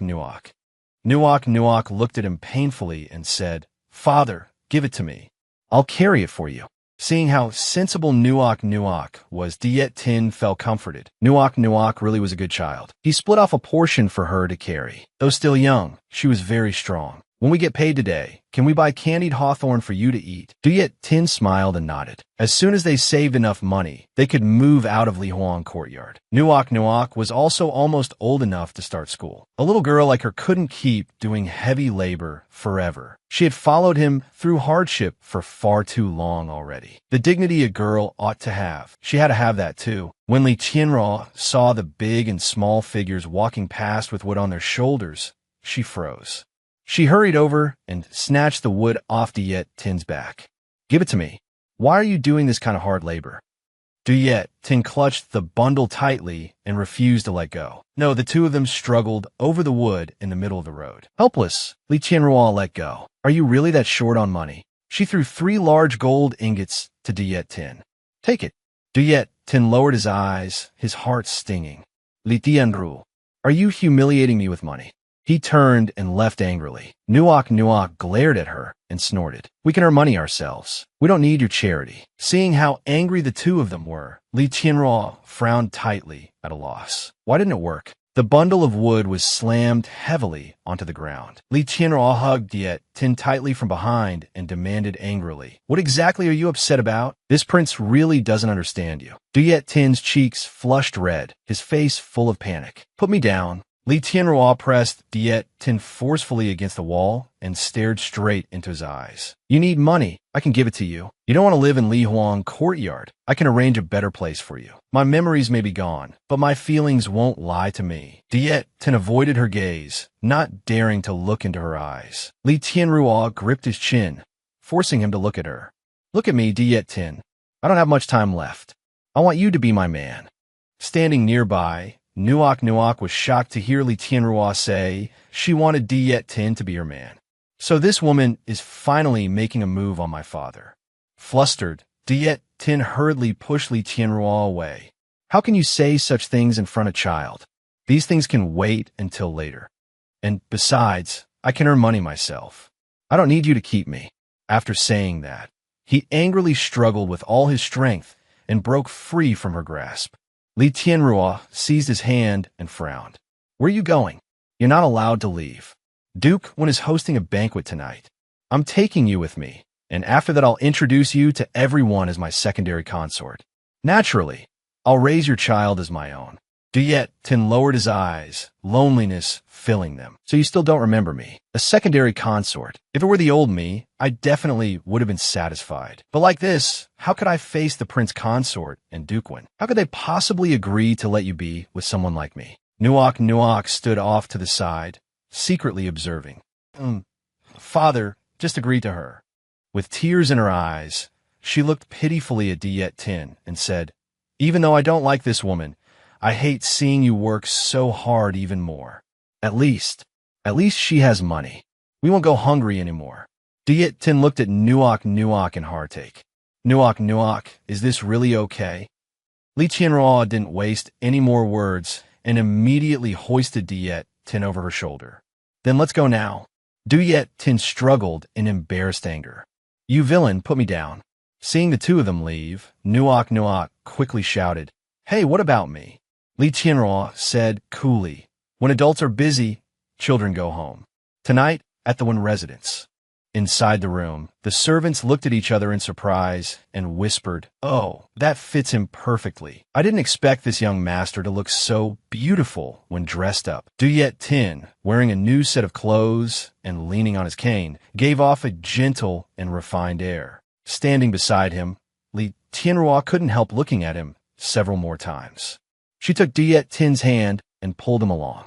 Come on, I'll take you to meet my father. Diet Tin lowered his head awkwardly. How did things suddenly turn out like this? What am I even doing? As they walked, Li Tianrua said, this house is a little plain. Once I bring you into the residence, your room will be much nicer. You won't have to do anything. Whether it's delicacies from land and sea or silks and brocades, whatever you want, I'll give it all to you. The servants will take care of everything else too. You'll only need to raise the child well. And we'll have children of our own too. Diet Tin lowered his head sadly. Seeing that something was off with his expression, Li Tianrua asked in confusion, what's wrong? Diet Tin closed his eyes and shook his head. I don't think this is right. You don't understand at all. I don't need those things. I'm not your pet, and I'm not a tool for bearing children. I can't keep living dependent on you.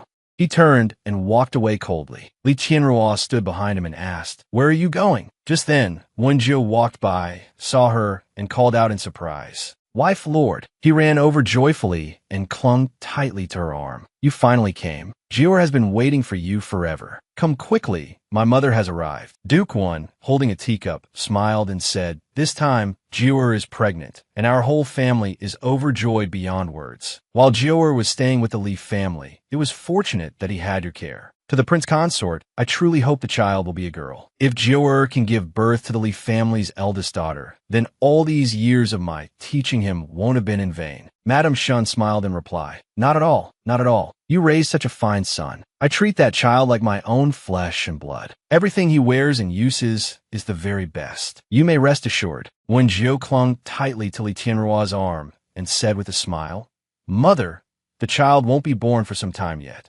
You're being too anxious. Sitting beside him, Li Tianrua held a teacup in silence. Outside, through the crack of the door, Diet Tin saw the scene of such warmth and familial intimacy and lowered his eyes. His heart twisted in pain. Wenjiu leaned his head happily against Li Tianrua's shoulder with a smile. Ah, wife lord treats me so well. Standing outside, Diet Tin lowered his head in anguish. Those two really are a match made in heaven. As expected of the principal husband from a noble family. 5 years ago, I was someone destined to go to the battlefield sooner or later. You truly didn't mind? Now you belong to me. Their fingers intertwined tightly. They had just finished making love. Li Tianrua looked at Diet Tin gently and said, Chinger, what do you want? I may not be counted among the truly wealthy, but as long as I have it, I'll give it all to you. Diet Tin, cheeks flushed red, said happily, I don't need anything. I only want you to be safe and stay by my side for the rest of your life.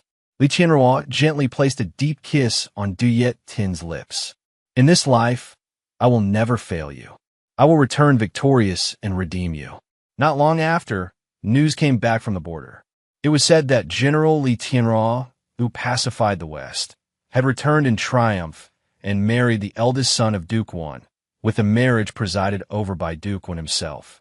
Diet Tin, holding his heavily pregnant belly, heard the news like a bolt from the blue. His face turned deathly pale, while outside people kept talking.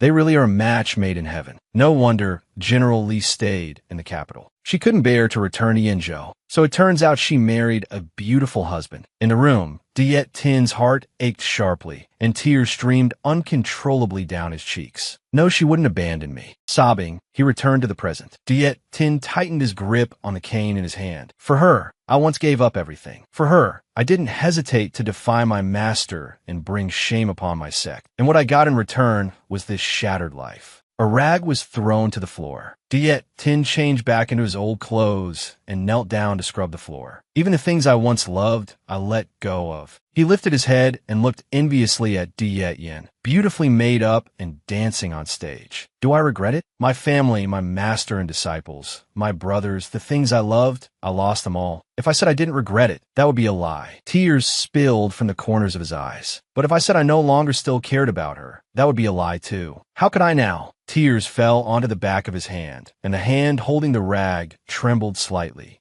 hand everything I have over to her again? I can never go back to how things were. Late at night, the streets were empty. Anyway, my father isn't home, so I can go home a little later today. Are we still playing make-believe? Let me be the emperor. Zhang Sanner's eyes lit up as he cupped his cheeks in his hands. Your Majesty, didn't you say you'd make me empress? Wang Erqiu, eyes sparkling and refusing to be outdone, said, I was here first, Your Majesty. I want to be empress too. Nuak sat on the stone bench with one child on each side. My beloved consorts, don't be impatient. Run a race tomorrow. Whoever climbs the mud wall the highest will become my empress. And every day you must bring delicious food to the emperor. Then the emperor will like you even more. I'll first appoint Zhang Sanner as noble consort. From now on, your third noble consort. Zhang Sanner stared blankly at Nyak and said, Your Majesty, that title sounds kind of strange. Nuak ignored him. She turned to Wang Erqiu and continued, As for Wang Erqiu, to be fair, I'll make you noble consort too. From now on, your second noble consort. Wang Erqiu happily offered Nuak water. Your Majesty, please drink some plain water. Standing nearby, Ban Xiong cried pitifully as he looked at Nuak. Sister Nuak is biased. Why didn't you appoint me? You dislike me because I'm fat. Nuak looked at him with distaste. Boys who are too fat can't get married off. Lose weight first.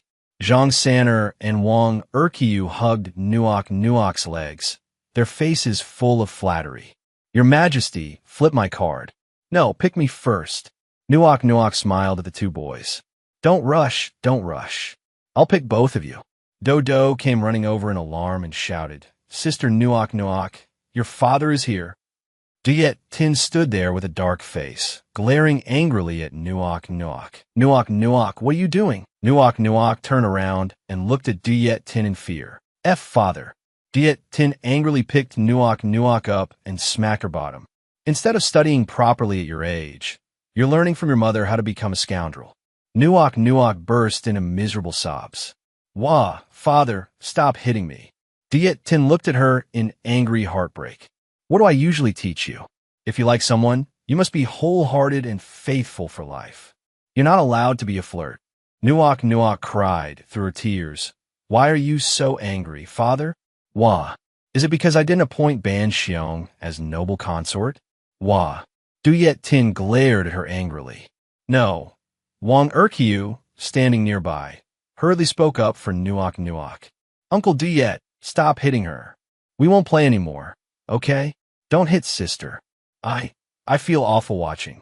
Just then, a woman carrying a basket of vegetables walked over and looked at Diet Tin. What's going on? Erqiu, did you make trouble again? Wang Erqiu turned around and shouted happily, Mother! Wang Chunhua rubbed Wang Erqiu's head, then looked at Diet Tin apologetically. I'm so sorry. My Erqiu is mischievous. I got home late from work today and couldn't keep an eye on him at home. Nothing happened, did it? Diet Tin quickly waved his hand. It's nothing. They're just naughty children. It's my Nuak who doesn't know any better. Wang Chunhua smiled. It's getting late. Come on, I'll walk all of you home. It's not safe at night.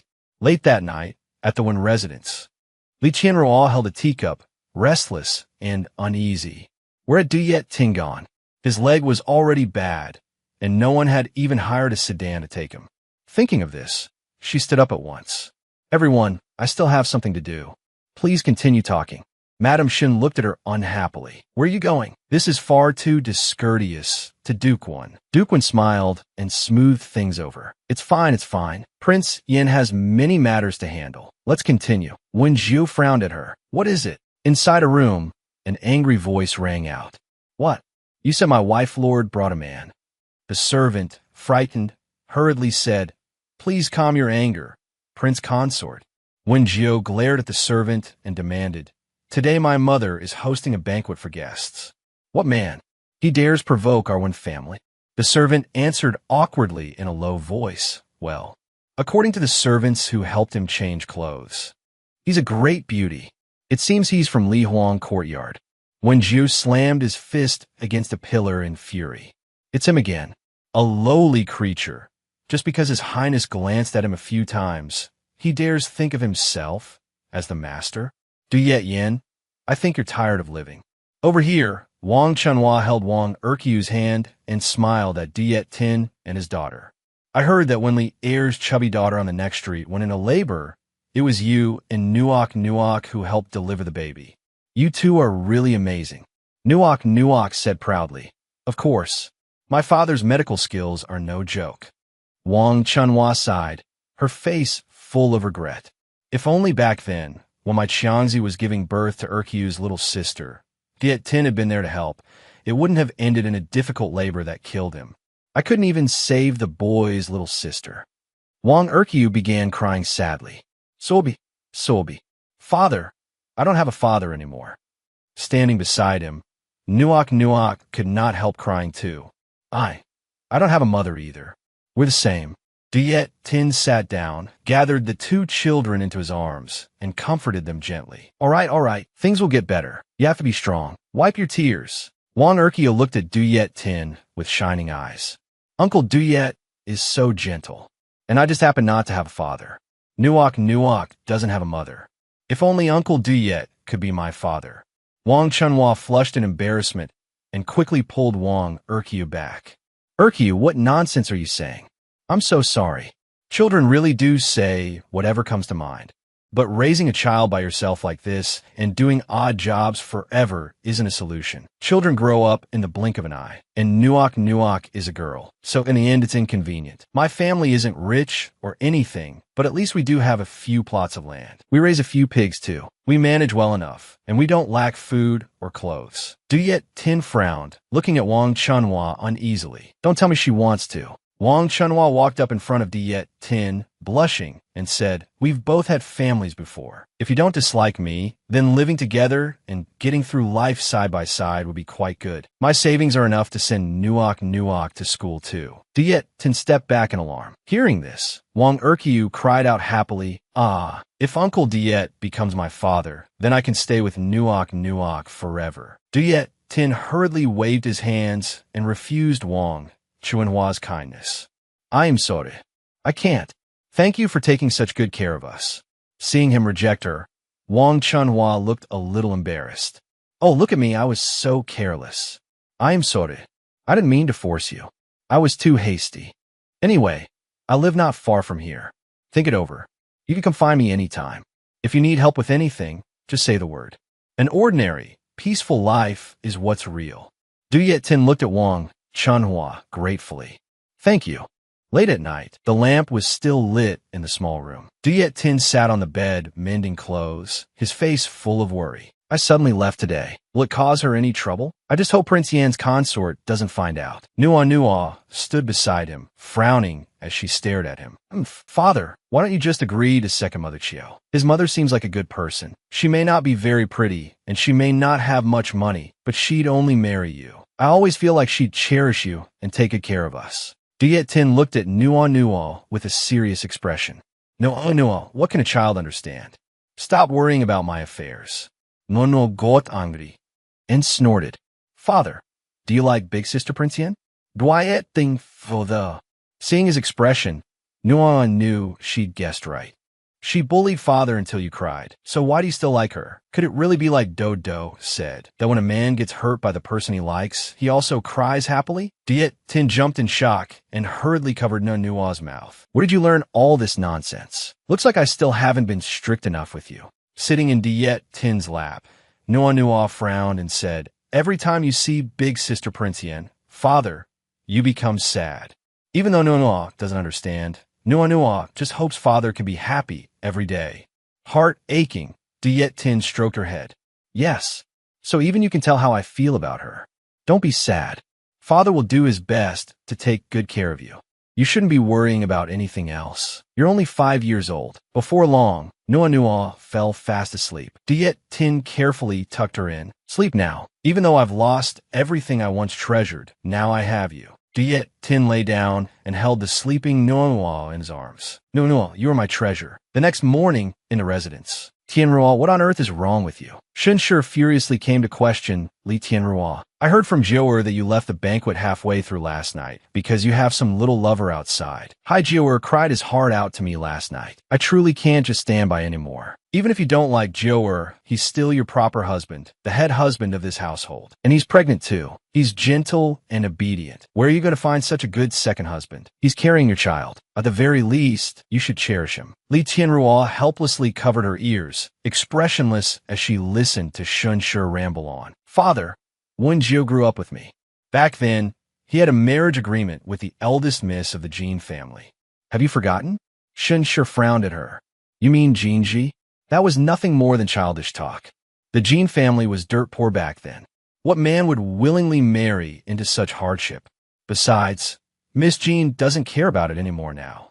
Li Tianrua knitted her brows tightly, her face grave. Even if Jinji doesn't mind, I do. Jinji is my best friend. One doesn't covet a friend's wife. I don't want to bear the infamy of stealing my friend's second husband. Not to mention that child. Father, be careful of Duke-Wen.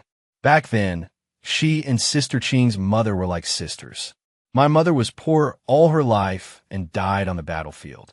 She was even falsely accused, and not even her remains were returned to her homeland. But Duke-Wen not only kept rising in rank, she also amassed enormous wealth. Why would someone of her status need her eldest son to marry me just for a good luck wedding? Shenshi lowered his head in pain. Don't mention your mother again. At that moment, a maid came in to report, Your Highness, Grand Prince Consort, Miss Jean has arrived. Jinji walked in, saw that the atmosphere in the room was off, and quickly asked, Oh, what's wrong? Did I come a bad time? Shenshi smiled at Jinji and said, Jinji, come sit. I was just scolding Tianrua. Jinji smiled at him and asked, Why is Grand Prince Consort scolding Ruorua? Let me judge. Shenshi said irritably, Isn't it all because of her marriage matters? Wenjiu was hiding in a corner, pale-faced as he looked at Jinji in the main hall. It's her. In the hall, Shenshi started complaining again. She already has a gentle and attentive second husband like Wenjiu, yet she's still not satisfied and goes outside to keep some little lover. He must be some shameless vixen. As for that old marriage agreement between you and Wenjiu, don't take it to heart. Tianrua and Wenjiu's marriage back then was also arranged by Duke-Wen. Li Tianrua glared at him angrily. Father. Jinji calmly smiled and replied, How could I mind? It's been so long. Men aren't nearly as important as my good sister Ruorua. Li Tianrua looked at Jinji gratefully. Jinji, Wenjiu stood in the corner, and hearing this was like being struck by lightning. His whole body stiffened. What? She never cared about me? The hand clenched at his chest trembled. Shenshi wiped the sweat from his face and let out a sigh of relief. That's good. I'm getting old. I only hope she can properly take a few more husbands and have a few more children, so your mother and I can set our minds at ease sooner. Hearing that, Jinji quickly said, Speaking of this, I actually came today to propose a marriage. Shenshi was stunned. Propose a marriage for whom? Jinji looked at Li Tianrua and asked gently, Ruorua, do you still remember my twin younger brother, Jin Yudi?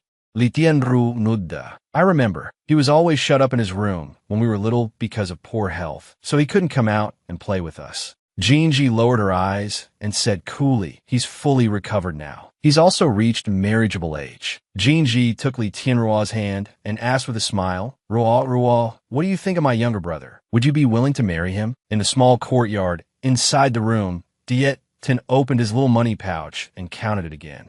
Over the years, he'd almost managed to save 5 taels of silver. That would be enough to rent a small house outside the city. If I keep 1 tael for daily expenses and buy some fabric to make Nuanua some new clothes. It's just that in less than 2 years, Nuanua will be old enough to start school. Even a most ordinary private school costs at least 1 tael a year. Suddenly, he noticed the beautiful outfit neatly folded on the table. These clothes, such fine fabric. If I pawn them, I get at least 5 taels. What a luxury. 1 set of clothes is worth what I've saved in 5 years. But even so, it isn't mine after all. Dietin put the outfit down. I can't take it. I have to return it to her. At that moment, Nuanua ran into the room and looked at Dietin. Father, why do you look so glum? It's time to go to work. Dietin turned back and smiled at her. Nua brought over the dirty laundry. Diet Tin sat in the yard, diligently washing clothes. I should keep working at Lixiang Courtyard for a few more days and save up 1 year's tuition for Nua first. If I help deliver a baby for someone next time, I should charge at least a little. Just as he was absorbed in washing, a familiar voice suddenly sounded. Kingya, senior brother. Yu Yin smiled as he looked at Diet Tin. Kingya, Bisiekin, I'm back. Diet Tin looked at him in delight. Senior brother. Beside them, Nua happily cried out, "Ah, it's Uncle Yin. Uncle Yin is back." Yu Yin smiled and picked Nua up. "Oh my, after not seeing you for a year, Nua has grown again. Soon I won't be able to carry you anymore." Nua looked at him excitedly and asked, "Uncle Yu Yin, is the capital fun? Did you bring any interesting toys for Nua?" Yu Yin laughed and handed Nua a lot of candy. "Here, children in the capital all love this kind of candy. It's called rainbow candy. Nua seyes litu." Wow, that's amazing. Diet Tin looked at Yu Yin and quickly asked, "Senior brother, how is Master's illness?" Yu Yin sighed. "Don't be anxious. I know what you want to ask. Let's go inside first." This time, I took Master to the capital for treatment and invited the best physicians there. Just checking his pulse, prescribing medicine, and follow-up visits took a whole year, but there was still no improvement. The physician said there was nothing he could do and told us to prepare for the worst. Master has less than a year left. Diet Tin's face changed, turning pale. Yu Yin turned to look at him and asked, "Chinger, you and Master haven't spoken for 5 years. Are you still sulking?" Back then, Master was angry because he cared about you. He treated you like his own son and heir, but you casually gave yourself to someone else and even got pregnant.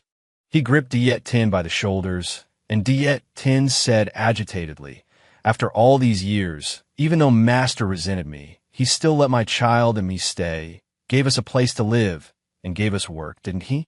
Now Master doesn't have much time left. Come with me to see him." Diet Tin lowered his eyes. "Then let's go." Yu Yin immediately led Diet Tin and his daughter to see old Master Yu. When they reached a room, Yu Yin looked at them and said, "I'll go in first and speak to Master." Inside the room came the sound of something shattering.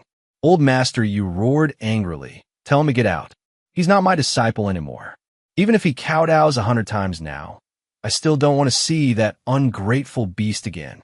Cough, cough, cough. Diet Tin lowered his head in heartache. Nua was frightened and clung tightly to his leg. Diet Tin gently stroked her head to comfort her. Old Master Yu coughed violently and said angrily, "I should have broken both his legs back then and had his father take him away. In the Yu troop, a Huailing comes along only once every 10 years. And after 10 years of training, this is the bastard we produced." Cough, cough. Get out. Frightened, Nua threw herself into Diet Tin's arms and burst into tears. Diet Tin held her tightly, his face full of guilt. Old Master Yu roared furiously, "Take his child and get out. Go find that adulterous woman." Seeing Diet Tin pick up his things and lead Nua away, Yu Yin panicked and hurriedly stopped him. Chinger! Master was only speaking in anger just now. If we soothe him a little." Diet Tin shot Yu Yin an angry look, grabbed the paper and brush on the table, and furiously wrote, If not for him breaking my leg and locking me in a room to train for over half a year, how would I have ended up like this? How could I have become lame and mute, never able to stand on stage again?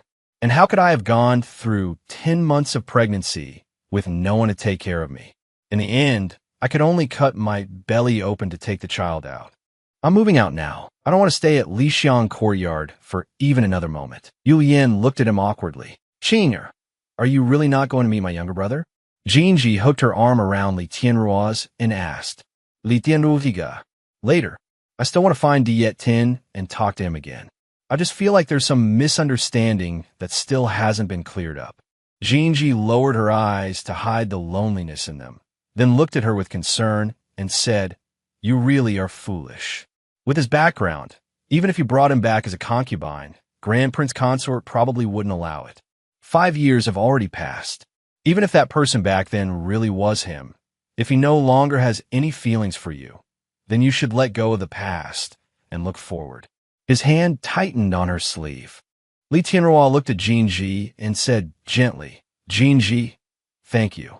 Don't worry. If it still doesn't work this time, I'll definitely look forward. After all, I don't have much time left either.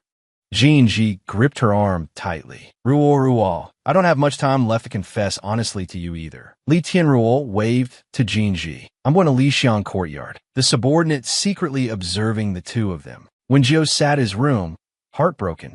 She's gone to Lixiang courtyard again, hasn't she? I understand. Back at Lixiang courtyard, Li Tianruo shouted, what? Dietin moved away? Yu Yin looked at her and nodded. Yesterday, he argued with Master again, and in a fit of anger, he packed his things and left with his child. Li Tianruo hurriedly asked, then where did he move to? Standing beside them, Yu Yin saw that she only cared about Diet Tin and felt unwilling and jealous. Why does your highness care about him so much? He's nothing but a lowly wretch, disrespectful to his master, shameless, and ungrateful. Master kindly gave him a place to stay, and he still didn't want it. He can go wherever he likes. Blushing, he moved close to her face and said, I'm performing tonight. Will your highness come watch? Li Qianruo turned and left coldly. No need. You don't perform as well as he does. Yu Yan's face darkened with anger. What? That night, Yu Yan angrily looked at Yu Yan and asked, Senior brother, tell me, exactly how am I inferior to Diet Tin? Could Prince Yin possibly be blind? Yu Yan hurriedly soothed him. All right. Why must you compare yourself to Duyet Tin like this? Didn't you like senior brother Duyet Tin the most when you were little? Yu Yin gave a cold snort in anger. That was because I was blind when I was young. Who would have thought I'd once take him as my goal? Who knew that someone so outstanding would debase himself like that? He had no respect for the opera stage, and he even offended Master and angered him into illness.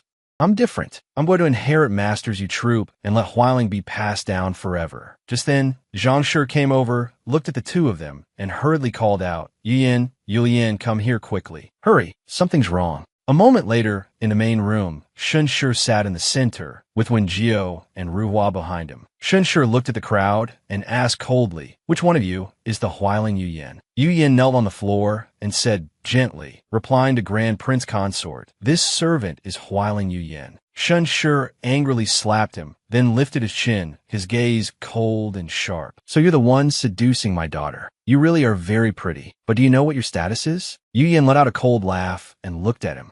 What does Grand Prince Consort mean by that? When have I ever seduced Prince Yin? Prince Yin only came to watch me perform once. That day, I offered Her Highness a fan and was even rejected. Is that what Grand Prince Consort calls seduction? Wen Jiao glared at him and demanded, if you didn't seduce Her Highness, why has she gone to Lixiang courtyard over and over again? Yu Yin folded his arms over his chest and snapped angrily. Then you should ask that Diet Tin. A mute abandoned by a woman, with a child no less. How exactly did he make Prince Yin so fond of him? Yu Yin hurriedly tried to stop him. Yanea, Wen Jiao froze. Diet Tin has a child? What child? Meanwhile, outside a small house, Diet Tin carried a large bundle of firewood on his shoulder. Nuo carried a small bundle and looked gratefully at Wang Chunhua beside them. Miss Wang, thank you for helping us move. Wang Chunhua smiled. Not at all. One of you is just a little girl, and the other has trouble with his leg. Of course I should help. I work every day, so I'm very strong. Diet Tin wiped the sweat from his forehead and smiled at the little house in front of him. The house may be small, but from now on, Nuo and I can begin a new life here. Suddenly, a handkerchief reached up to wipe the sweat from his forehead. Wang Chunhua looked at him gently and said, look at you. You're tired, aren't you? I wiped your sweat. Go inside and rest a bit before continuing.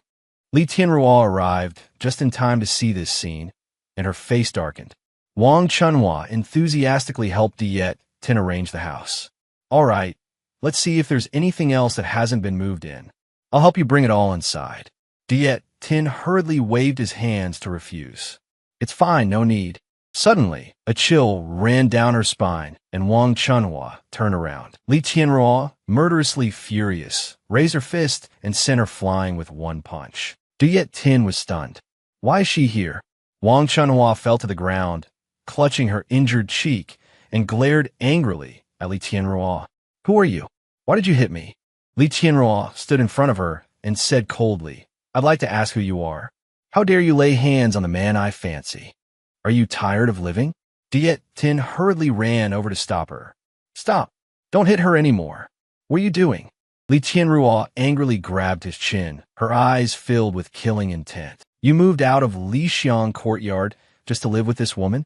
Diet Tin anxiously looked at her. I didn't. A stick suddenly swung down. Wang Chunhua brought the stick down hard on Li Tianruo's head. The wooden stick instantly split in two. Diet Tin, don't be afraid. I'll protect you. Blood began to flow from Li Tianruo's head. Diet Tin covered his mouth and stared at her in horror. No, worried, he hurriedly held her head. Your head is bleeding. Are you all right? At that moment, Li Tianruo's subordinate arrived with people and shouted angrily. Where did this unruly commoner come from? How dare she attack Prince Yin herself? Seize her. Wang Chunhua was restrained. Frowning, she looked at Diet Tin and Li Tianruo. She's Prince Yin? Do you two know each other? Thinking of that, Wang Chunhua angrily shouted. So what if she's Prince Yin? We may be poor commoners, but even Prince Yin can't just beat people and arrest them at will, much less force herself on a civilian man. Li Tianruo's subordinate shouted angrily. You still dare yell? If Prince Yin had not shown mercy just now, your head would have fallen long ago. Just then, Nunuo came back carrying firewood. Seeing the commotion in the courtyard, she was startled. When she saw Wang Chunhua being seized, she hurriedly ran over and hugged Li Tianruo as she explained, Don't hit her, don't hit her. Miss Wang came to help us move. Big sister Prince Yin misunderstood my father. Li Tianruo coldly ordered, Take that woman and that little brat away too. The subordinate quickly answered yes. After everyone else had been taken away, Li Tianruo lifted Diet Tin into her arms. Diet Tin panicked, his cheeks flushing red. What do you want to do? The door slammed shut. Diet Tin was thrown onto the bed. Li Tianruo pressed down on top of him and slowly began taking off her clothes. You really have some nerve. A man daring to repeatedly test my limits. Do you like being taken by force that much? She gripped his chin and lowered her head, fiercely kissing those red lips. Diet Tin's hands were pinned down, and his whole body trembled lightly. His toes curled tightly into the bedsheet. She was terrifying. Their lips and tongues tangled together, the air thick with heat. Li Tianruo seized Yueqing's roaming hand and pressed it against her chest. Like a ferocious beast, she effortlessly shattered all my defenses and drove me into a corner. Yueqing slowly opened his eyes, his gaze hazy as he looked at the woman before him, as if she wanted to devour him whole. Li Tianruo's hand slid down and untied the sash of Yueqing's robe. She gripped his chin and said in a low voice, Behave. Don't move. Yueqing shut his eyes tightly, a faint sound escaping his lips. Li Tianruo roughly pulled the clothes from Yueqing's body. His whole body trembled, tears welling at the corners of his eyes. Li Tianruo lowered her head and kissed every inch of his skin. Yueqing tilted his neck back, panting. She was too cold, too rough. Looking into her eyes, there was not the slightest tenderness in them. Yueqing's heart suddenly ached. She had changed. She was never like this before. The image of a gentle, affectionate Li Tianruo suddenly flashed through his mind. Oh, young master, we meet again. Where had that softly smiling Prince Yin gone? Yueqing clutched at his clothes in resistance. Why had you become like this? He desperately tried to cover his body. Li Tianruo grabbed hold of his clothes. Why are you covering yourself? She looked at him coldly and ordered, Let go. The sound of fabric tearing rang out. Yueqing bit his lip hard, his hand gripping the bedsheet. The moment Li Tianruo saw the ugly scar on his abdomen, her heart suddenly clenched. This scar was... Yueqing wrapped his arms around himself, trembling all over. Ugly, isn't it? Very ugly. How could you ever know this kind of pain? Tears slid from the corners of his eyes. He had been bound hand and foot, his mouth gagged, forced to watch helplessly as a sharp blade cut open his own belly. When I needed you most, where were you? 5 years of pent-up emotion erupted at once. The humiliation, the pain, the suffering of those 5 years. Yueqing glared furiously at Li Tianruo in front of him. I hate you. I hate you. I won't rest even in death. The moment she saw that look in his eyes, Li Tianruo suddenly calmed down. Looking at Yueqing with pain in her eyes, she sighed and said, I see. This wound, it must have hurt terribly, right? It sobered me up. She gently stroked his cheek. You may not be able to speak, but this look in your eyes is enough to tear my heart apart. After saying that, she got out of bed. I offended you. From now on, I won't come bother you anymore. In any case, I don't have many years left, and perhaps it really wasn't you. Yue Qing struggled upright, pulling the blanket over his body. He stared in shock at the vicious scar on her back. What was going on? How had she been hurt like that? Wait, don't go. What do you mean, not many years left? Panicked, Yue Qing hurried out of bed and reached out to stop her. Wait, 5 years ago, what exactly did you? Suddenly, he fell heavily to the floor, his eyes full of unwilling pain as he watched her retreating back. 5 years ago, behind the mountain, Li Tianruo looked up at the sky ahead and said calmly, I wanted to repay my country. A true warrior dies for the nation. Even in death, there is no regret.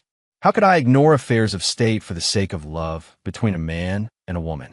She turned back and lightly tapped Yue Qing on the tip of the nose. Her eyes were full of tenderness and reluctance. Don't marry someone as doomed as me, someone who may die at any time. Don't you agree, young master? Yue Qing blushed as he looked at her, his eyes soft and gentle. Late at night, in the little house. Father. Nuon Yuo looked anxiously at Yue Qing sitting on the bed and asked, Father, what's wrong? Did that woman bully you again? Don't be angry anymore. We're all fine.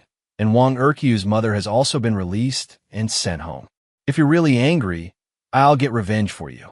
Yue Qing clenched the front of his robe and stared at Nuonyuo in shock. Grabbing her shoulders, he shook his head hard, his expression full of seriousness. Don't ever talk about revenge again. She is your mother. Nuonyuo frowned at him. Why won't father let me get revenge? So father still likes Sister Prince Yan, right? Yue Qing fell silent for a moment, then nodded. Nuonyuo gave a snort, unable to understand. Father likes her, and she likes father too. Then why don't you get married? Why do you have to argue? Why do you have to cry? No one's playing matchmaker? Then I'll be the matchmaker. Tomorrow let's go to Prince Yan's residence and find Sister Prince Yan, okay? Yue Qing's hand trembled slightly. He nodded in agreement. I want to know now. I want to understand clearly. Was it fate that would not allow it? Or were we simply too stubborn? I have to go to Prince Yan's residence and find her. The next morning, at Prince Yan's residence. Your Highness, Prince Consort, young Master Jin has arrived. Hearing that, Shunshi quickly ordered the servants. Oh, hurry, invite him in. Jin Yuye walked in and bowed to Shunshi. Yuye pays his respects to your Highness Prince Yan and to the Grand Prince Consort. Looking at Jin Yuye before her, Li Tianruo could not help but sigh. That face really was exactly like Jin Ji's, as expected of twin siblings. Shunshi stepped down, took Jin Yuye's hand, and asked with concern, Yuye, hasn't your health always been poor? How are you now? Jin Yuye looked at him gratefully. Please rest assured, Grand Prince Consort. I've recovered very well. Having a few children won't be a problem.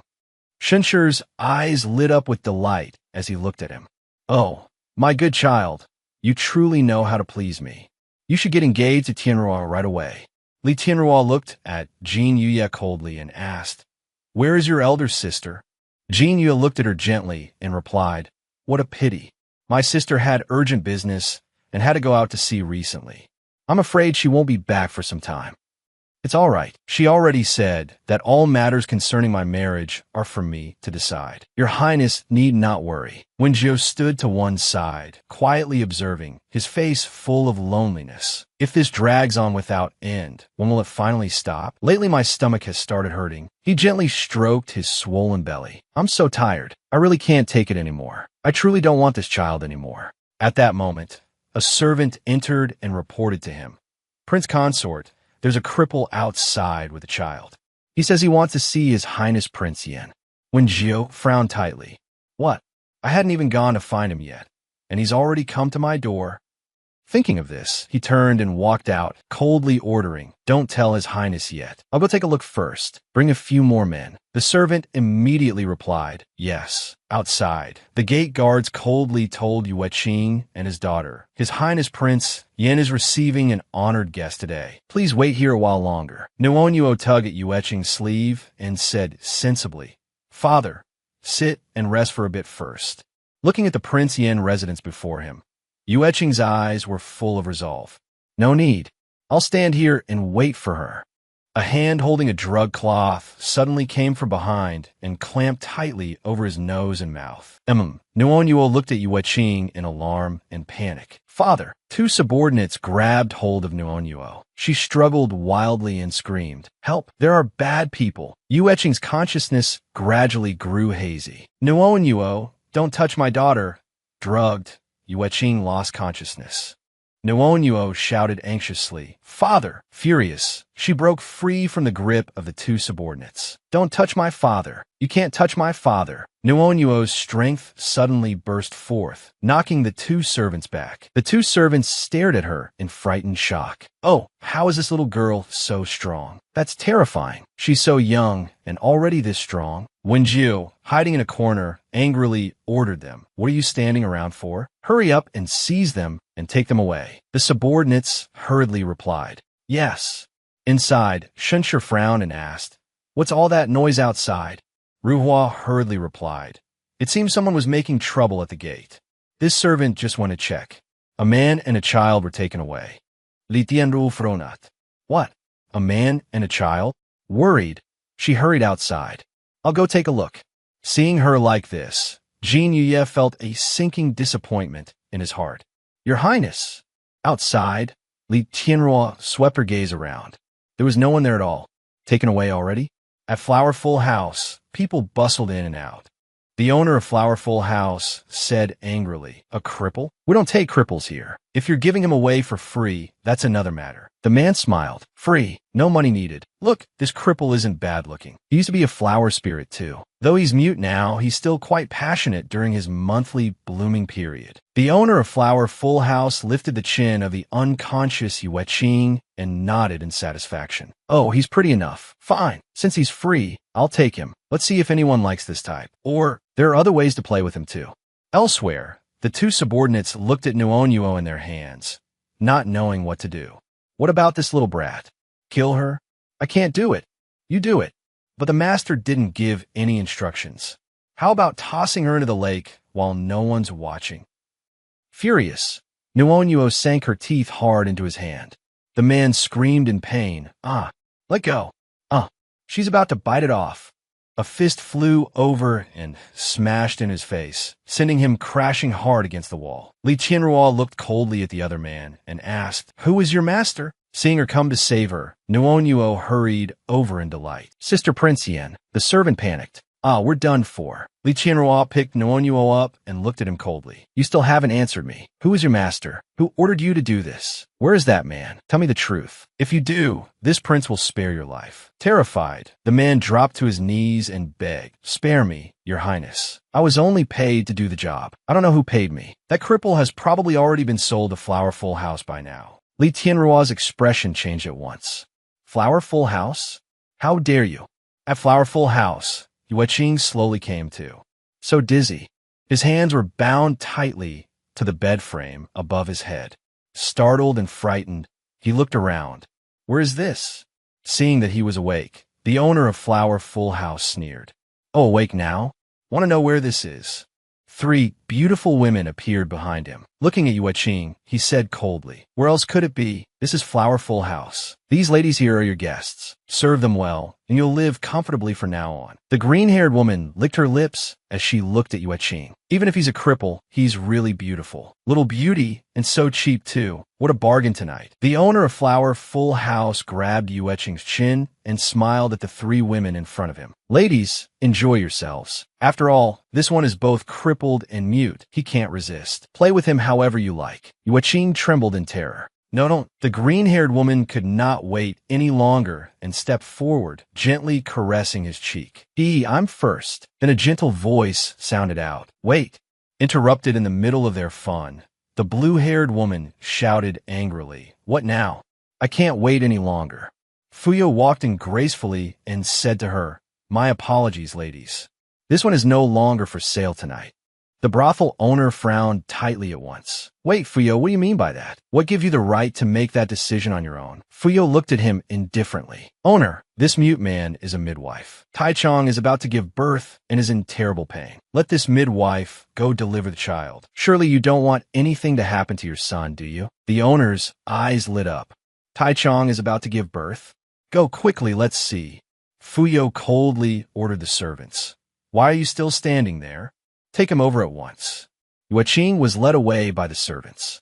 The three women in the room saw Yueqing being taken away and erupted in angry shouts. Hey, what do you mean by this? Is this how you treat customers? That's right, we paid already. How can you go back on your word? Fuyo slipped off his outer robe and said gently, You honored ladies are making this old servant's heart ache. What's so good about a cripple? Could it be that I'm not better than him? The eyes of the three women instantly lit up. Outside, a servant looked at Li Tianrua fearfully and said, Your Highness, please calm your anger. Whoever you want, just pick one. This servant will bring him to you right away. Li Tianrua glared at him and roared angrily. This prince wants to see Yueqing. Now, immediately. The servant looked at her blankly. Yueqing? Who is Yueqing? We don't have a male courtesan by that name here. Smoke drifted lazily through the air from a cigar. You're looking for Yueqing? Fuyo looked at her coolly and said, This way, follow me. Inside, Taichung lay on the bed, his face pale. It hurts so much. The owner and Yueqing sat by the bed, helping him deliver the baby. Li Tianrua stood outside, secretly watching. Taichung was in such agony, he could hardly bear it. Sobi, I don't want to give birth anymore. The owner stood beside him anxiously. Taichung, hold on. Push a little harder. It's almost over. Yueqing, his face serious, helped him deliver the child. Li Tianrua stood there dazed, staring at him intently. Standing behind her, Fuyo suddenly spoke. So it was you? Li Tianrua looked at him in confusion. What do you mean it was me? Fuyo frowned at her and said, I mean the heartless, faithless person who betrayed him. I never expected it to be your Highness Prince Yin. Li Tianru froze. What do you know? How do you know? Tell me everything. Fuyo looked at her and sighed. 5 years ago, he was chosen to become a flower spirit, but not long after becoming one, he became pregnant. A flower spirit only has one person in his lifetime to pluck his flower. Once he no longer had a flower bud, he lost his qualification to remain a flower spirit. No matter how they forced or questioned him about who that woman was, he remained silent and would not say a single word. He only said that woman would definitely come back and redeem him. Back then, our flowerful house had always wanted to bring in a flower spirit to become our top courtesan. Since he could no longer be a flower spirit, we negotiated with Lixiang Courtyard and offered 5,000 taels to buy him over, on the condition that once the child was aborted and he was nursed back to health, he could start receiving patrons. But old Master Yu of the Yu family troupe beat him into a cripple in a fit of rage. And within days, even his throat gave out and he became mute. So the matter of buying him into Flower Full House was canceled. There are some things, I'm afraid, even Yueqing himself does not fully understand. Li Tianrua frowned at him. I never imagined there was such a story. How do you know all this so clearly? Who exactly are you? Fuyo replied blandly. This servant goes by the name Fuyo. He lowered his eyes, hiding the emotion in them. But I'm nothing more than a canary in a gilded cage. Drifting one day at a time, Fuyo for one life, no family name, no given name.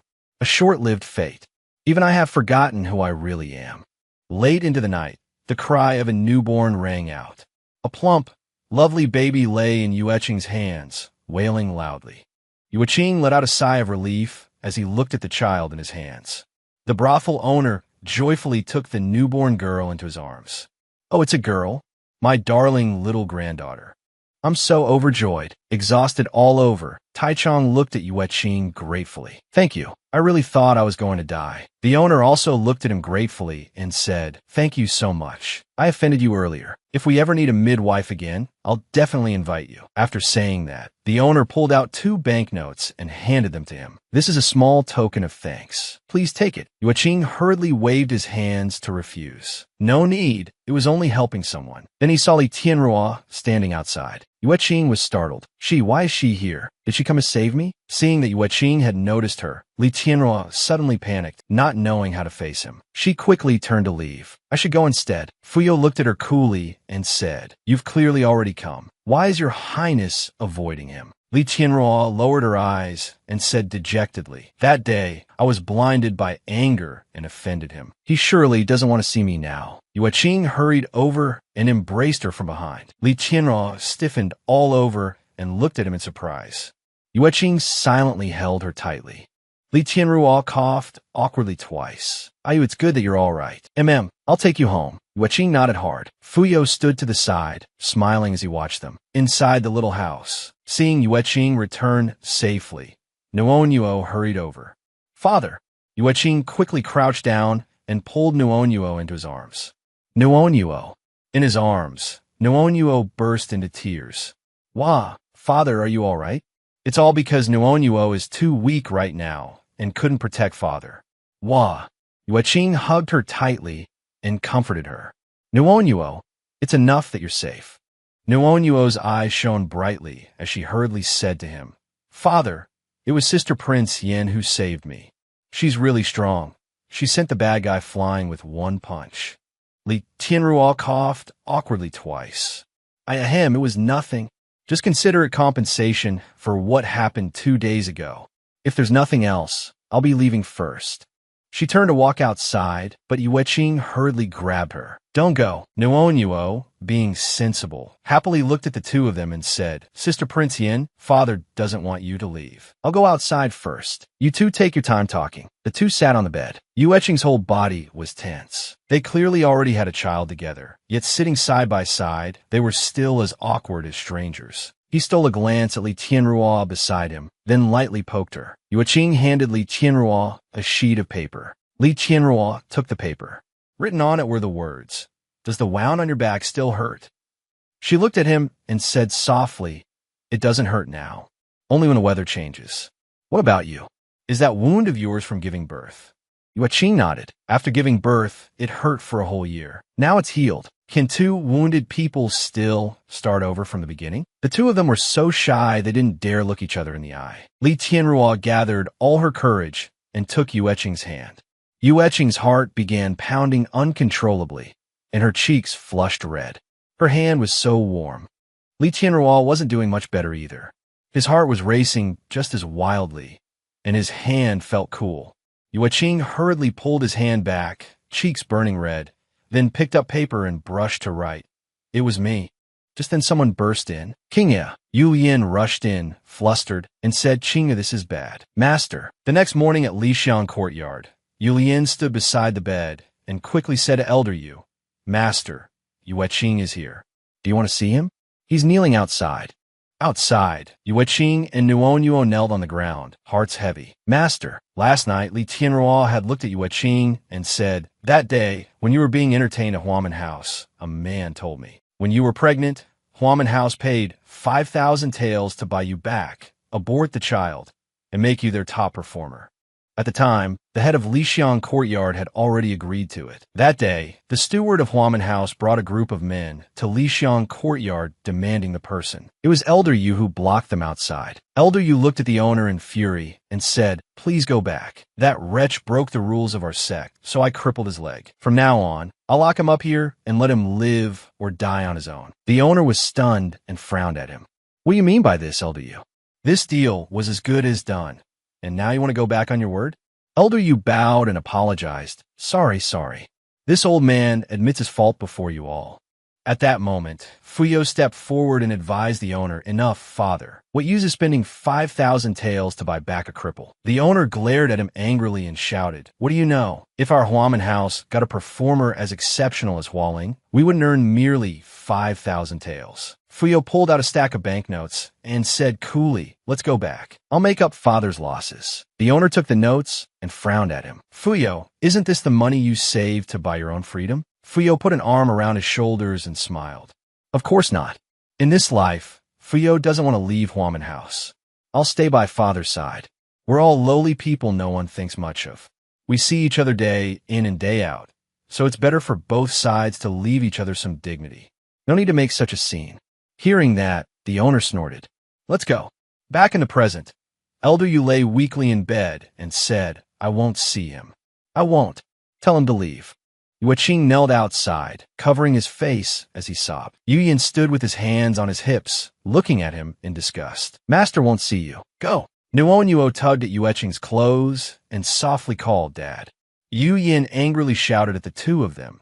It's useless no matter how long you kneel here. Seeing you like this will only upset Master even more. Seeing Li Tianruo about to rush forward, Yu Yin quickly stopped her.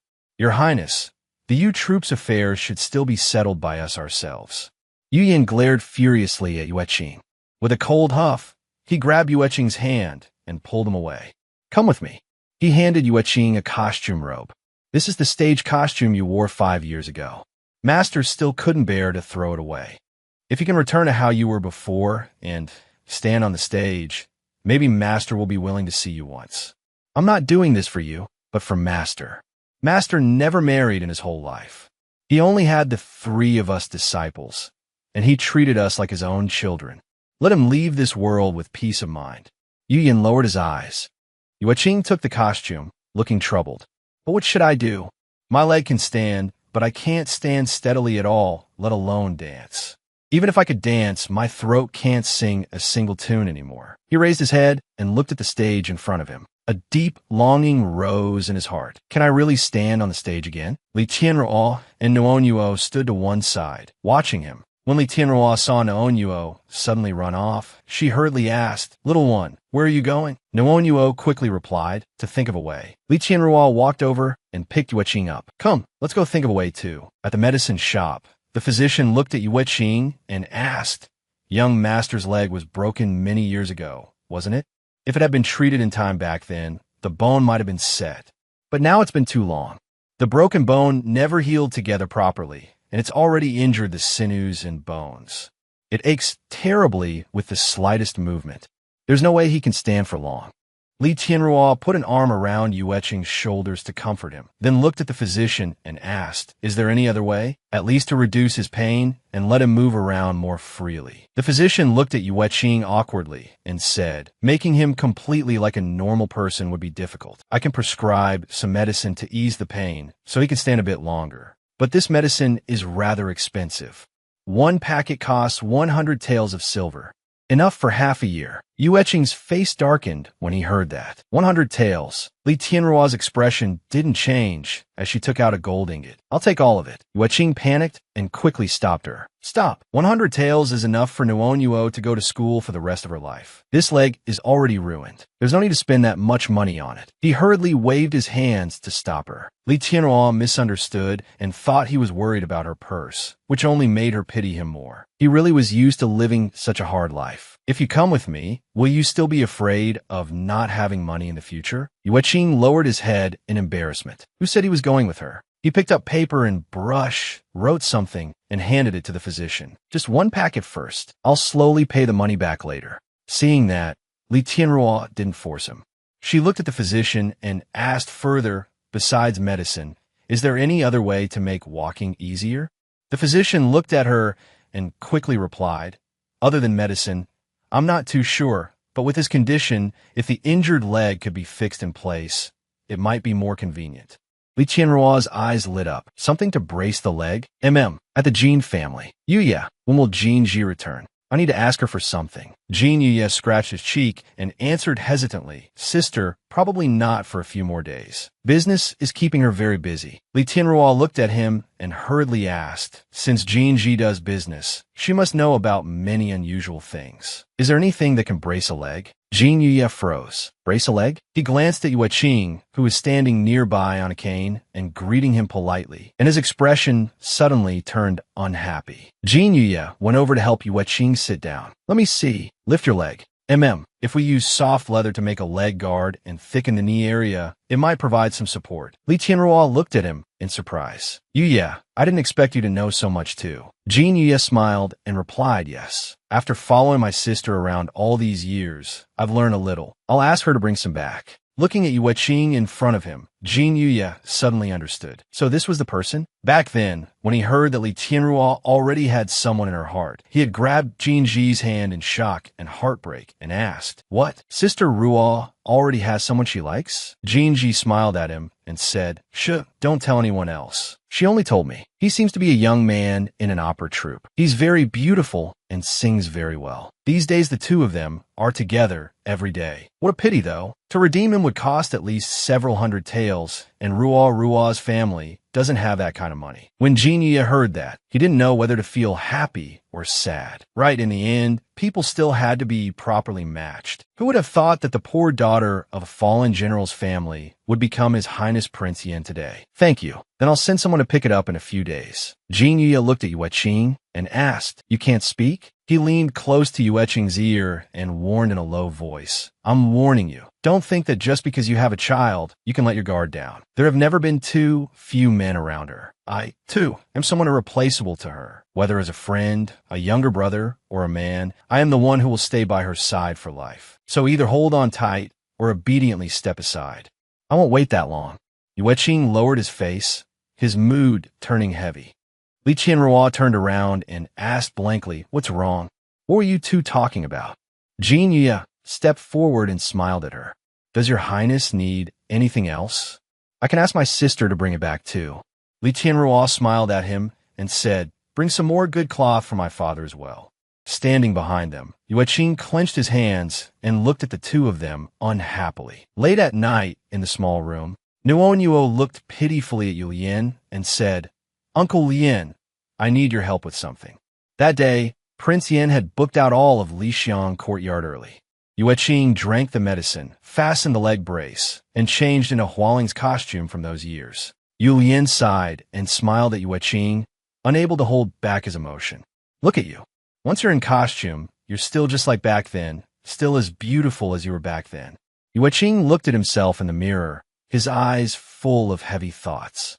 It's just that now, with this weathered face, can he still smile the way he did back then?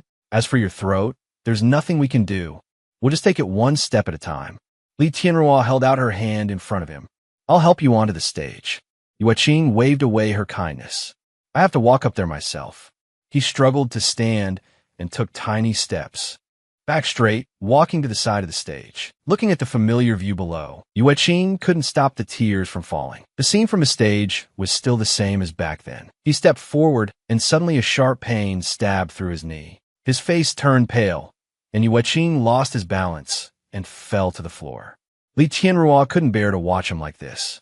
She started to go help him up, but in the end, she withdrew her hand. "Get up, Yueqing." Yueqing hugged his knee, his whole body trembling, and slowly stood up. Elsewhere, Yin was trying hard to persuade Elder Yu. "Master, Yueqing is going on stage today. I've already arranged a performance for him. Please go and watch." Elder Yu remained silent and turned his face away, his back thin and frail. Over here, Yin let out a helpless sigh. "Master won't come out. If only Qing'er's throat were still fine, if only he could sing." Nuonyuo's eyes lit up as she said loudly to everyone, "Honored guests, please hear a few words from me." The little girl slowly stepped onto the stage. No one expected that a little girl only 5 years old would suddenly sing out with such strong rhythm and resonance. The myriad sorrows drift with the wind into the empty sky. Thanks to the affectionate setting sun, the evening glow is dyed in fragments of red. Standing center stage, Nuonyuo began to sing. She had inherited her father's melodious voice. Yueqing and Li Qianrua stared at the little girl in astonishment. Nuonyuo, sitting inside, Elder Yu heard the singing and his eyes lit up. That voice. He got up in excitement and hurriedly said to Yu Yin, "Help me outside." Yu Yin quickly helped Elder Yu out. Outside, Nuonyuo stood on the stage, singing with total absorption. "I urge you to treasure this robe of golden threads. I urge you to treasure your youthful days." Yueqing smiled at Nuonyuo in happiness and began to dance. Flowers bloom in spring, so pluck them while you can. Do not wait until the blossoms fade and only bare branches remain. Standing below, Li Qianrua's heart pounded wildly. A memory suddenly surfaced in her mind. She had pinned Yueqing beneath her and gently asked, "If you give yourself to me, will you regret it?" Yueqing had looked at her and softly said, "I will never regret it." Li Qianrua's whole body went rigid. She stared at Yueqing on the stage in shock. "Qingya." That one call was filled with so many emotions: joy, happiness, heartbreak, pity. An old memory at Lixiang courtyard. "Qing'er, your natural talent is excellent. If you work harder, sooner or later you'll become the most famous Hualing in the whole city." Yueching knelt on the ground pitifully and said, "But master, I've practiced non-stop for 10 days already. Look, my legs are bruised purple. Please let me go out and play for one day." Yu Yin knelt beside him with watery eyes and pleaded pitifully, "Master, I want to go out and play too." Elder Yu angrily struck his cane on the floor and scolded them, "Play, play, play. All you think about is playing. Look at your senior brother. He's practiced non-stop for a whole month and never once complained." Seeing Elder Yu so angry, Yu Yin hurriedly spoke up for Yueching and Yu Yin. "Master, Qing and Yin are still young. Let them go out and play for a day." Yueching and Yu Yin cooperated perfectly, looking up at Elder Yu with tearful eyes as they begged, "Please, master." Elder Yu sighed. "Fine, you may go out and play, but only within Lixiang Courtyard. You are not allowed into the city, and you must be back before dusk." Yueching and Yu Yin happily clapped hands. "Great!" Seeing Yueching set up a ladder and climb over the wall, little Yu Yin hurriedly said, "Senior brother, master said you weren't allowed into the city. It's dangerous out there." Yueching smiled at little Yu Yin and said, "If you don't tell master, he won't know. I'll be back before dusk." Looking at the scenery outside, Yueching's eyes sparkled. Suddenly, he noticed something in the distance. "Are they fighting over there?" The girl on the ground angrily shouted, "Ali Tianrua actually dared hit me? I'm going home to tell my mother." Li Tianrua narrowed her eyes and looked at her coldly. "When something happens, all you know is how to run home to your mother. If you got any guts, get up and keep fighting." The other girl shrank back in fear, then angrily pointed at her and shouted, "What's so great about you? Your mother was a traitor. You and your father deserve to live in misery." Li Tianrua's face darkened with fury as she grabbed the girl's collar. "Say one more word about my mother, and I'll make you crawl home today." Terrified, the girl tucked her legs under herself and ran off. "Just you wait." Suddenly, Li Tianrua glanced at Yueching perched on the wall. Yueching looked at her and hurriedly explained, No, sorry, I didn't mean to peek. I was trying to climb over the wall and go outside." His hand slipped on the wall, and Yueching lost his balance and fell. Li Tianrua instinctively reached out and caught him. "Are you all right, young master?" Yueching blushed and hurriedly replied, "I'm fine. Thank you. That was the first time we met." Li Tianrua covered her mouth in shock, pain filling her eyes. "I actually forgot you. For so long." She lifted her head and looked at the one big and one small figure on the stage. "With the ripples of light, my soul drifts afar. My longing stretches endlessly like a dream of 1,000 years. From that night of enchanting love, all else was forgotten. What meaning could the bright moon over the western tower still hold?" On stage, Yueching had been paying attention to Li Tianrua below the whole time. Seeing tears in her eyes as she looked at him, he was startled. What's wrong with her? Distracted, he slipped. Li Tianrua's expression changed. "Careful." She hurriedly ran up and caught Yueching. Li Tianrua held him tightly in pain and said, "Qing, I've finally remembered you." Yueching looked at her in confusion, not understanding what was happening. He blankly patted Li Tianrua on the shoulder. "Why is she hugging me and not letting go?" At that very moment, Yu Yin came in. "Master." Yu Yin supported Elder Yu as he walked over. Yueching held Li Tianrua's hands, and the two of them turned in shock. "Master," Elder Yu said, "So it was you, your Highness Prince Yin." Li Tianrua didn't dare meet Elder Yu's eyes as she replied, "It was me. I've caused so much trouble all these years. I'm truly very sorry." Yueching paused when he heard her say that. A bit of secret joy appeared on his face. She remembered. Yu Yin pointed at Nuonyuo in shock. "What? Your Highness, are you saying you're the scoundrel? No, the old lover of Yueching's? And this child is yours too? Over here." Nuonyuo stood there blankly. What are they talking about? What does this mean? She widened her eyes and looked at her father holding Li Tianrua's hand. Nuonyuo was a little frightened. "Big sister Prince Yin is my mother?" Li Tianrua continued. "I never imagined I was the beast. No, this little one really is my child?" Li Tianrua and Nuonyuo stared at each other wide-eyed.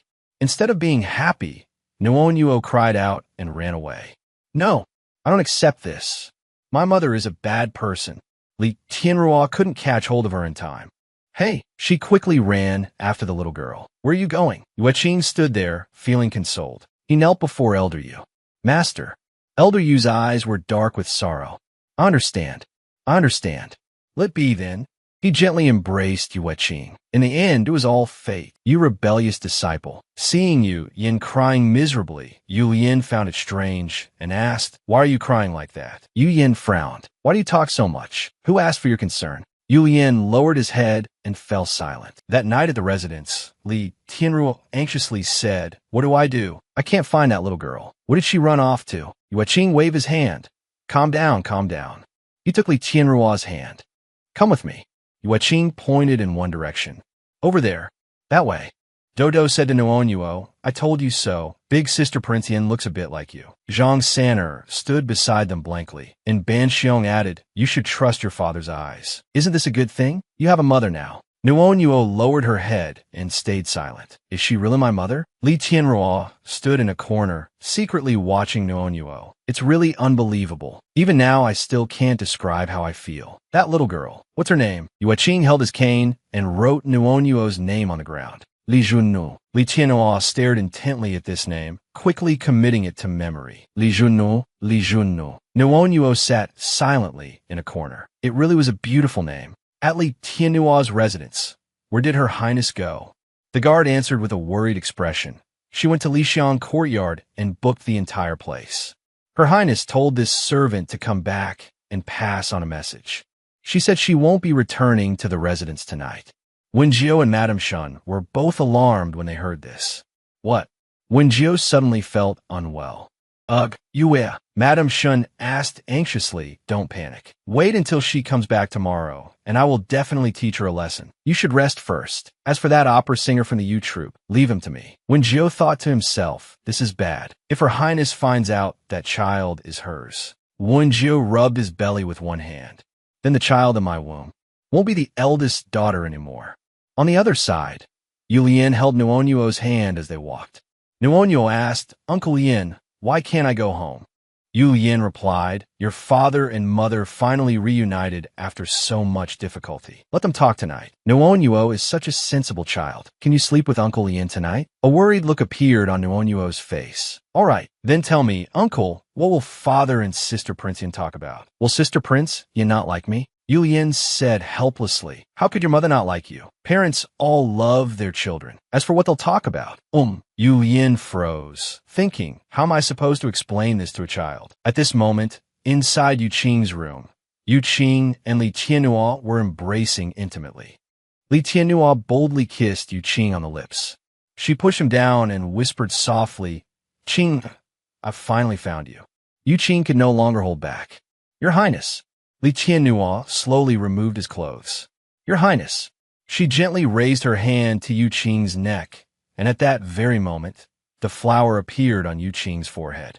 The strange flower bloomed. Yu Qing blushed and turned his face away. Has the strange flower bloomed early again? Li Tianruo held Yu Qing in her arms. The strange flower has bloomed at just the right time. Qinger, I've missed you so much. You've suffered all these years. She whispered by his ear, this time, I won't leave you again. So you won't reject me anymore, will you? Li Tianruo moved closer. Qinger, a rich fragrance spread through the air. You smell so good. I remember this scent. I remember. Yu Qing shyly wrote something on a sheet of paper and handed it to Li Tianruo. Li Tianruo took the paper in her hand. Gently, Li Tianruo tightened her grip and pushed Yu Qing down.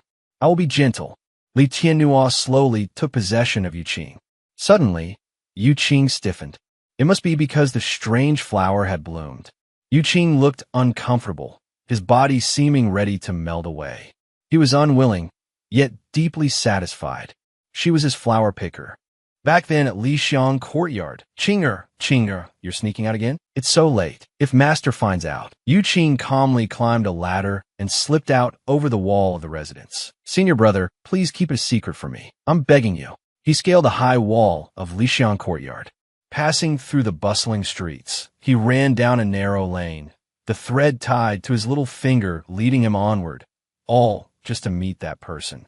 Li Tianruo was standing there waiting for Yu Qing. She turned and called softly, Qinger. Yu Qing ran to her happily. Sister Ruo, I was chosen to be the flower spirit. Li Tianruo took both of Yu Qing's hands. That's wonderful. Your hard work has finally paid off. Overjoyed, Yu Qing asked Li Tianruo, next month will be my first performance. Sister Ruo, will you come watch me? He blushed. If I become a flower spirit, I hope. Yu Qing paused for a few seconds, then gathered all his courage and said to Li Tianhua, I hope Sister Ruo will become my flower picker. Li Tianhua looked somewhat troubled when she heard that. I don't know. She turned her head away. I don't know. The fighting at the border was growing more and more tense. No one knew when she would have to go to war. Besides, a flower spirit's performance was so expensive. To become the flower picker, one also needed tens of millions of taels. How could she possibly have that much money? Suddenly, she tugged at the thread on Yu Qing's hand. But Li Tianhua looped that thread around her own little finger and said, If you're willing to wait for me, then I will surely achieve great merit on the battlefield. Once I have made a name for myself, I will immediately come back for you. Yu Qing smiled and replied, He helped her sneak in a Lixiang courtyard to secretly watch his first performance as a flower spirit. Li Tianhua happily waved goodbye to Yu Qing. Dressed in beautiful clothes, Yu Qing smiled brightly. On the night celebrating his becoming a flower spirit, they both drank until they were drunk, lost in passion and desire. Or perhaps the blooming strange flower had made them both lose their reason. They greedily sought each other's warmth, again and again confirming their feelings for one another. Quietly, the seed of love was planted. Now, at this very moment, Yu Qing's lips parted in a gasp. Li Tianhua wore a wicked expression. Though his throat could no longer form words, he could still let out moans. It truly made one cherish him. They had not even married yet, and they were already doing this sort of thing. Li Tianhua hungrily took Yu Qing for herself. Yu Qing could not possibly escape, yet he was so happy. Save me. Could it be that this is just how I was born, this depraved? Li Tianhua wrapped him in her arms. Qinger, come home with me. We've been apart for too long.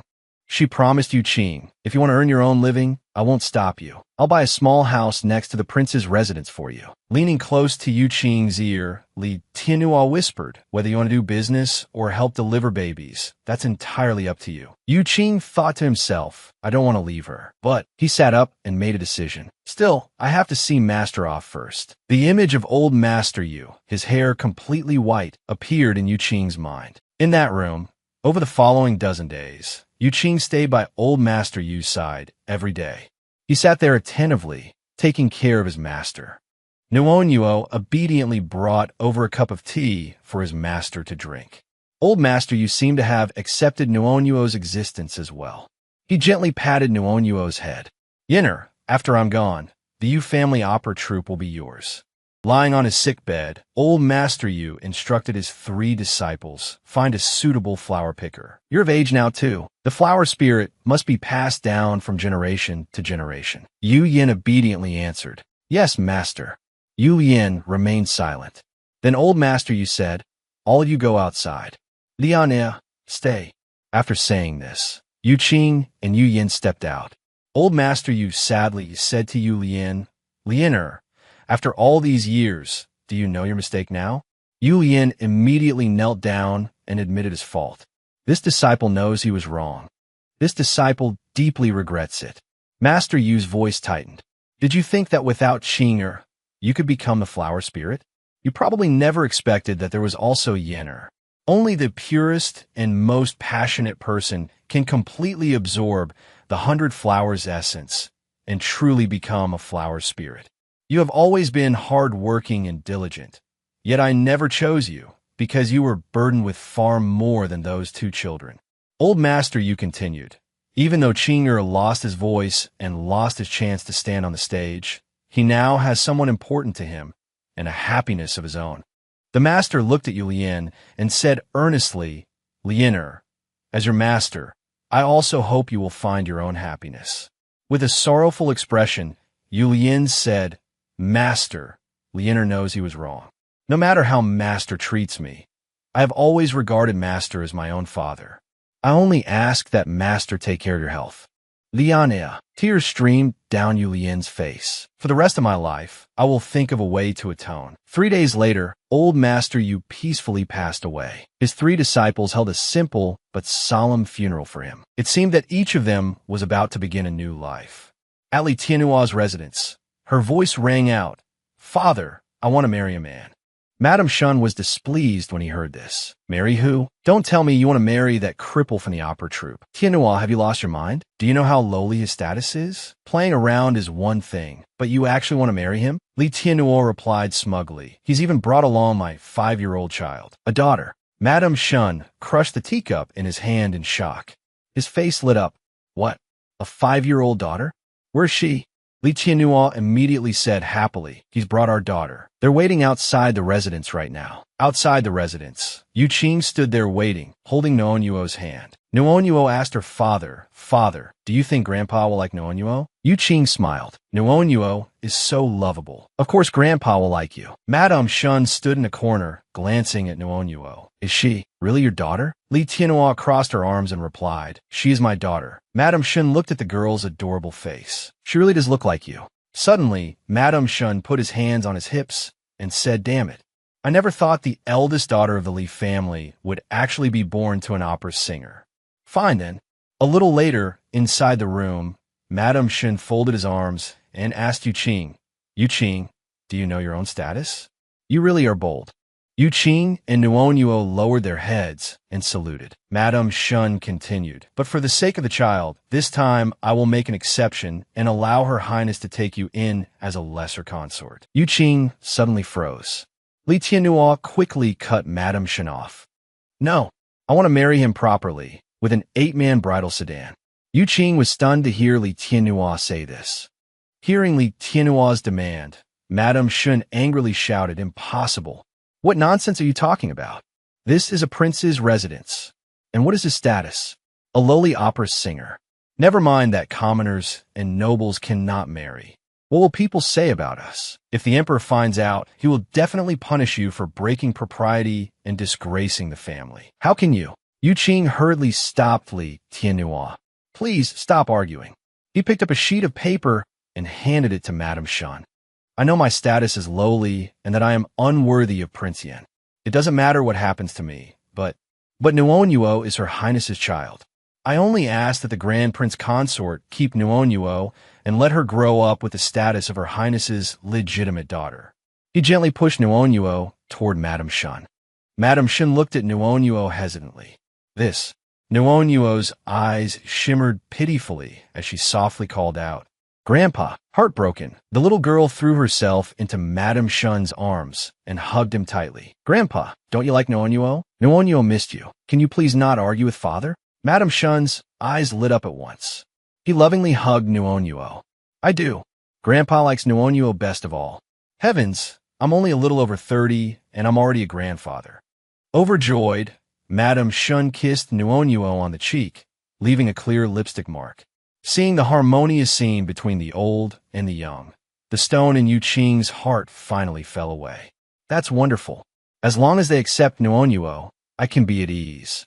Li Tianhua put an arm around Yu Qing's shoulders, then looked at Madame Shun seriously and said, Father, I understand everything you just said. That's why I plan to go to the capital and personally ask His Majesty to grant us a marriage decree. With the Emperor's permission, surely no one will dare spread gossip, and then he can have a status recognized by everyone. Yu Qing looked at her, deeply moved. Your Highness, Madame Shun frowned at her. For Noonyuo's sake, I won't stop you. But what about Jior? He's still pregnant. If you make such a fuss now, how is he supposed to accept it? Yu Qing lowered his head in disappointment. Right? Her principal husband is pregnant. Bringing the child here so suddenly now also feels unfair to the prince consort. Li Tianhua looked at Madame Shun and replied coolly, I will personally go speak to Wenjio and make things clear. Father needn't worry. Inside Wenjio's room, when Wenjio saw her arrive, he said softly, Wife Lord, you've come. Please sit. Li Tianhua crossed her arms over her chest and looked at him coldly. Wenjio, even now, you still refuse to tell me the truth? The child is already 6 months along, isn't it? Wenju looked at her sorrowfully and asked, The truth? What truth? Li Tianhua looked at him and spoke bluntly. I don't want to ruin your reputation, and I have also considered Duke Wen's honor, so I have never told anyone else about this matter. I hope you can tell me the truth yourself, instead of waiting until I obtain evidence and expose you. Wenju lowered his eyes, despair filling them. Even if wife Lord wants to take someone new, there is no need to use words like that to frighten Joer. Yuer is pregnant. I only ask wife Lord to think of the child and not make things difficult for Joer. Li Tianhua narrowed her eyes and looked at him in silence for a moment. This trip to the capital is not only to ask His Majesty to grant my marriage. I will also get to the bottom of your family's affairs. I hope you won't regret it when that time comes. After saying that, she turned and left coldly. Wen Jiao clenched his fists and angrily swept the teacup to the floor. Damn it! A so-called eldest daughter suddenly appears, and now she wants to go to the capital and investigate the one family too. What do I do? What do I do? At that moment, one of his subordinates came in to report at the prince's residence. A letter has arrived from Duke Wen. When Jiao said angrily, "Bring it to me at once." He picked up the letter and read through it. Now, there's only one way. Late at night, Li Tianhua led her horse out and looked at Yu Qing worriedly. The road to the capital is long. This trip may take 1 or 2 months. You must take good care of yourself. Nuon Yuo has my father dote on her, so nothing should happen. If anything comes up, go to Steward Ruhua. I've already instructed him to take care of you in my place. I will return as quickly as I can. Yu Qing smiled and nodded. Meanwhile, inside, Madame Shun was holding Nuon Yuo lovingly. Nuon Yuo, sleep with Grandpa tonight, all right? Nuon Yuo obediently replied, yes. At that moment, Wen Jiao walked over. Father, Jiao has something to discuss with you. Madame Shun smiled at him and said, Jiao, if you have something to say, then say it. Come look. This is Nuon Yuo, Tianhua's eldest daughter. Wen Jiao smiled gently at Nuon Yuo. What a lovely child. Father, Jiao wants to keep this child by his side and raise her as his own. What do you think? Duke Wen had written to Wen Jiao, Jiao, mother knows you've suffered. All of this is for our Wen family, so you must endure it. Now that this 5-year-old eldest daughter has become an established fact, and the child in your womb is not yet known to be a boy or a girl, that opera singer status is lowly. It will be better for you to adopt that little girl.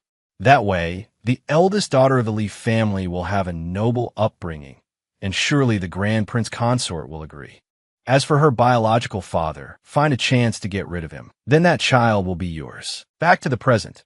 Madame Shun looked at Wen Jiao in surprise. You mean you want to raise Nuon Yuo yourself? Just then Yu Qing walked in. Seeing Wen Jiao inside, he was startled. So this is Her Highness's principal husband.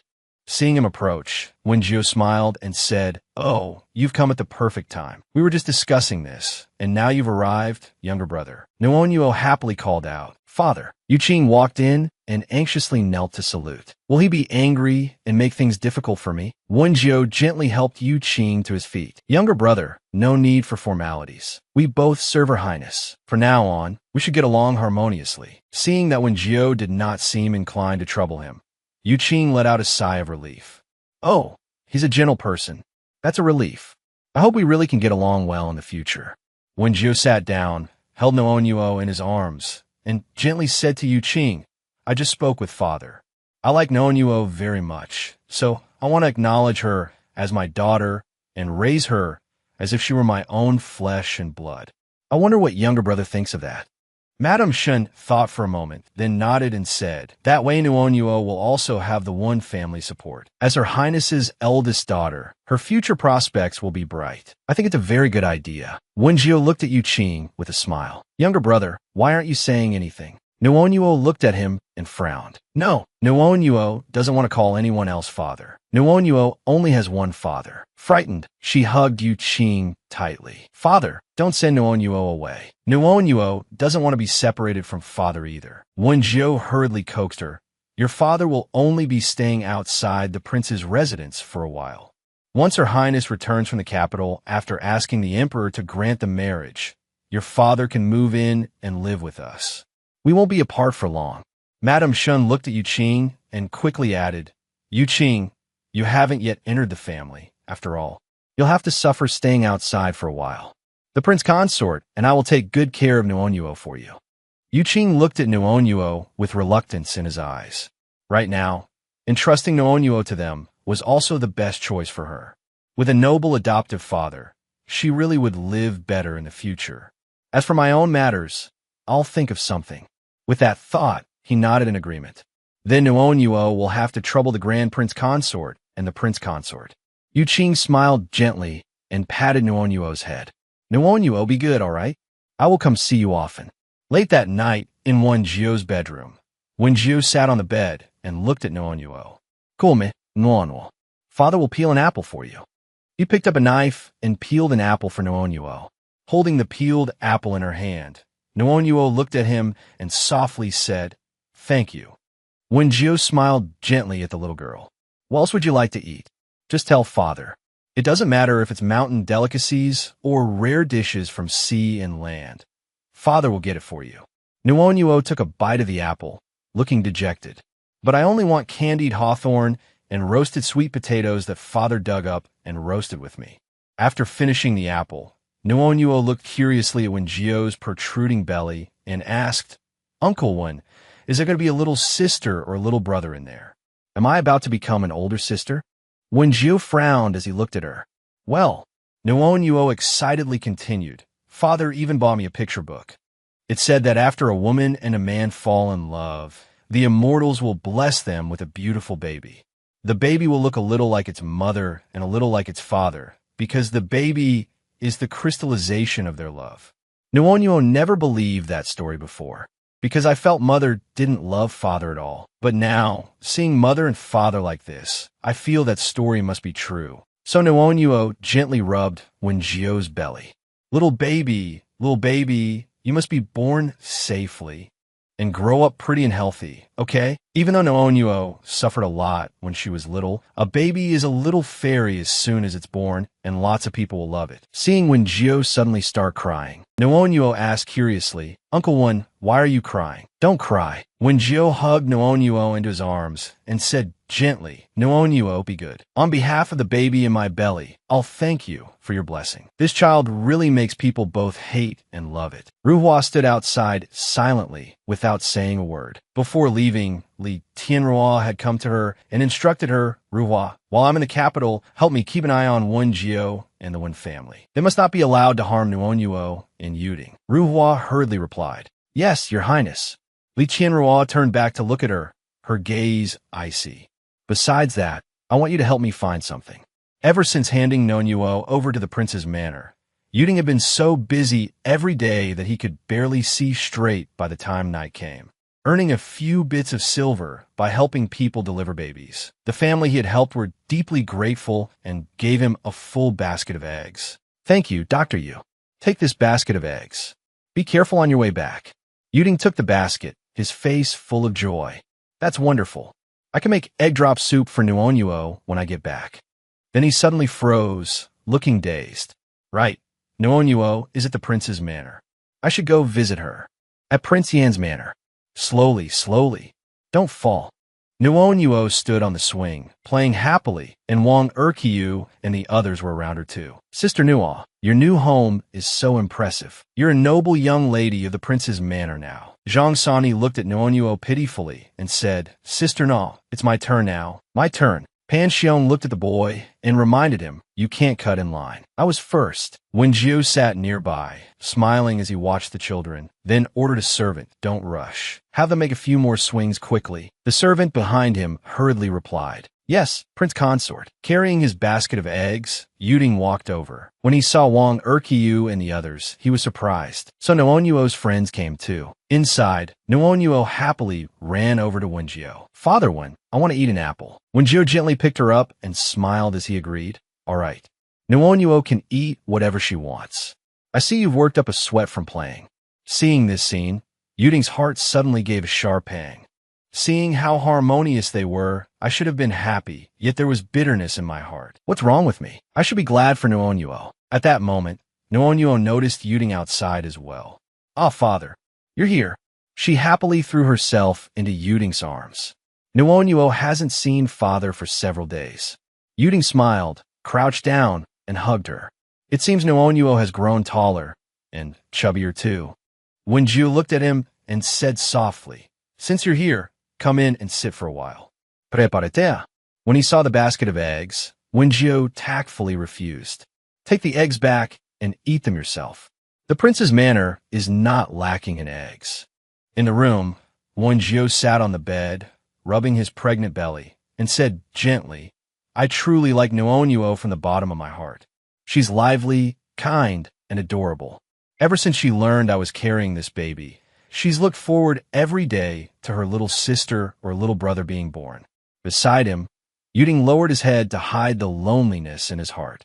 Wen Jiao smiled and reclined on the bed, looking at him as he said, "You don't have to be so cautious, little brother. I heard you're also a midwife and help people deliver babies. Since you're here, take a look for me and see whether my child is healthy right now." Yuding walked to the bedside and looked nervously at Wen Jiao's belly. "I must be careful." He raised his hand, gently touched the belly, then carefully pressed his ear against it to listen to the fetal heartbeat. Suddenly, Yuding's face changed. The prince consort's body has always been weak, and this child isn't growing well either. It's already this many months along, yet I can barely detect a pulse. If this goes on, I'm afraid. But the prince consort must have the best doctors examining him. So how could none of them have discovered something abnormal about the baby? What exactly is going on? Seeing his expression, Wen Jiao asked anxiously, "What's wrong? Is there a problem with the baby? Why did your face change like that?" Yuding looked at Wen Jiao in panic. The prince consort seems to know nothing at all. It looks like this matter is not simple. What should I do? The hand at his side clenched tightly. Should I tell the prince consort the truth? If I get dragged into something and the baby can't be saved, won't I end up taking the blame? Wen Jiao sat up excitedly and hurriedly asked, "What exactly is wrong with my child? What is with that look on your face? Tell me the truth." "Ah, right, you can't speak. Then write it for me." He hurried to get paper and brush and handed them to Yuding. Yuding frantically waved his hands. "No, Wen Jiao's face turned pale with anger. "Little brother."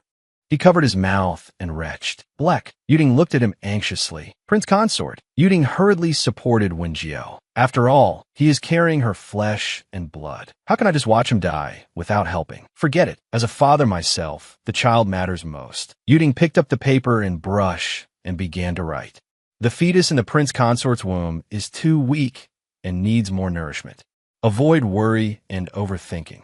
It would be best to invite a highly skilled physician to help restore the prince consort's health. Otherwise, the fetus will be difficult to keep, and I'm afraid it may also damage the prince consort's body." Wen Jiao's face turned deathly pale. Furious, he threw the paper into Yuding's face. "Nonsense. Do you think our prince's manor lacks good doctors? The physician who normally tends to me was sent from my maternal family. You couldn't find a better doctor in all of Yinzhou. You're just a midwife, yet you dare curse the child in my womb." Yuding frowned tightly and sighed inwardly. Sure enough, Wen Jiao held the paper, his expression pensive. Yuding is only a lowly commoner. How would he dare curse the child in the prince consort's womb? The prince consort may not believe Yuding, but for the sake of the child in his womb, it'd be best to have a few more doctors examine him. Wen Jiao lowered his eyes to look at Yuding. This person doesn't seem to be lying. "All right, I'll have a few more doctors come take a look.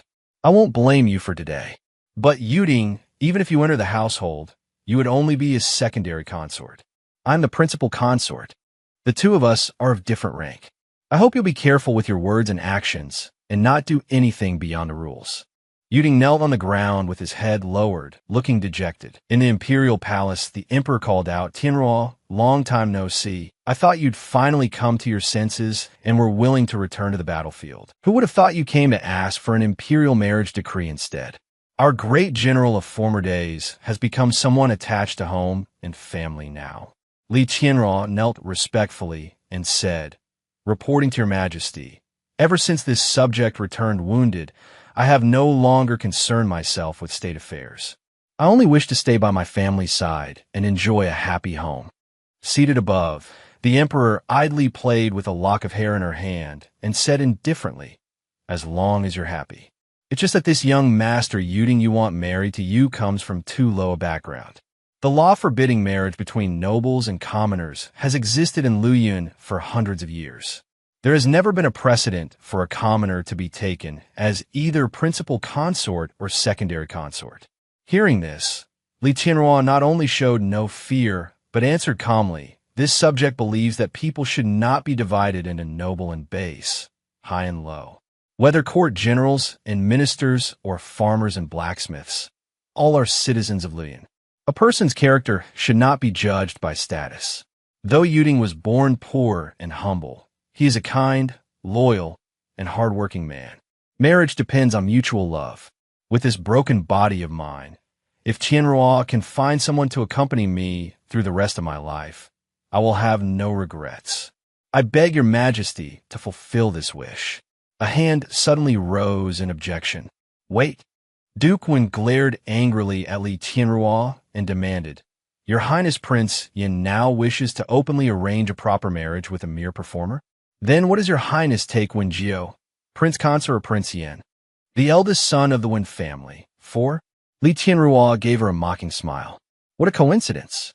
Duke Wen is here too? Duke Wen turned to the emperor and lodged her complaint. Your Majesty, my Jiao is still pregnant. Yet Prince Yin spends day and night at that performer's side, and now even wants to bring him in a household. What kind of family propriety is that? Does she not care about my Jiao's dignity at all? Li Tianruo refused to yield and said to the emperor, Your Majesty, this subject and Yuding met 5 years ago and even have a daughter together. She is now 5 years old, the eldest daughter of my Prince Yin manor. Duke Wen looked at her with a cold laugh. A man from that sort of place, who knows whose child he was carrying, climbed up by clinging to a high branch. He says it's your Highness's child, and you really believe him? Your Majesty, Prince Yin must not be allowed to be deceived by this performer. Li Tianruo looked at her coldly. Duke Wen jests. Of course I remember whom I've touched. It's just that I truly don't remember when I ever touched Wen Jiao. Tell me then, whose child is in Wen Jiao's belly? Duke Wen's face changed as she glared at her angrily. You, without evidence, you cannot speak nonsense. You want to frame our family. Li Tianruo folded her arms and leisurely admired her reaction. Then wasn't Duke Wen just now also slandering the background of my eldest daughter without any evidence? Duke Wen was left speechless and glared angrily at the emperor. The emperor, who had been sitting on the throne enjoying the drama, suddenly found herself being addressed and looked blank.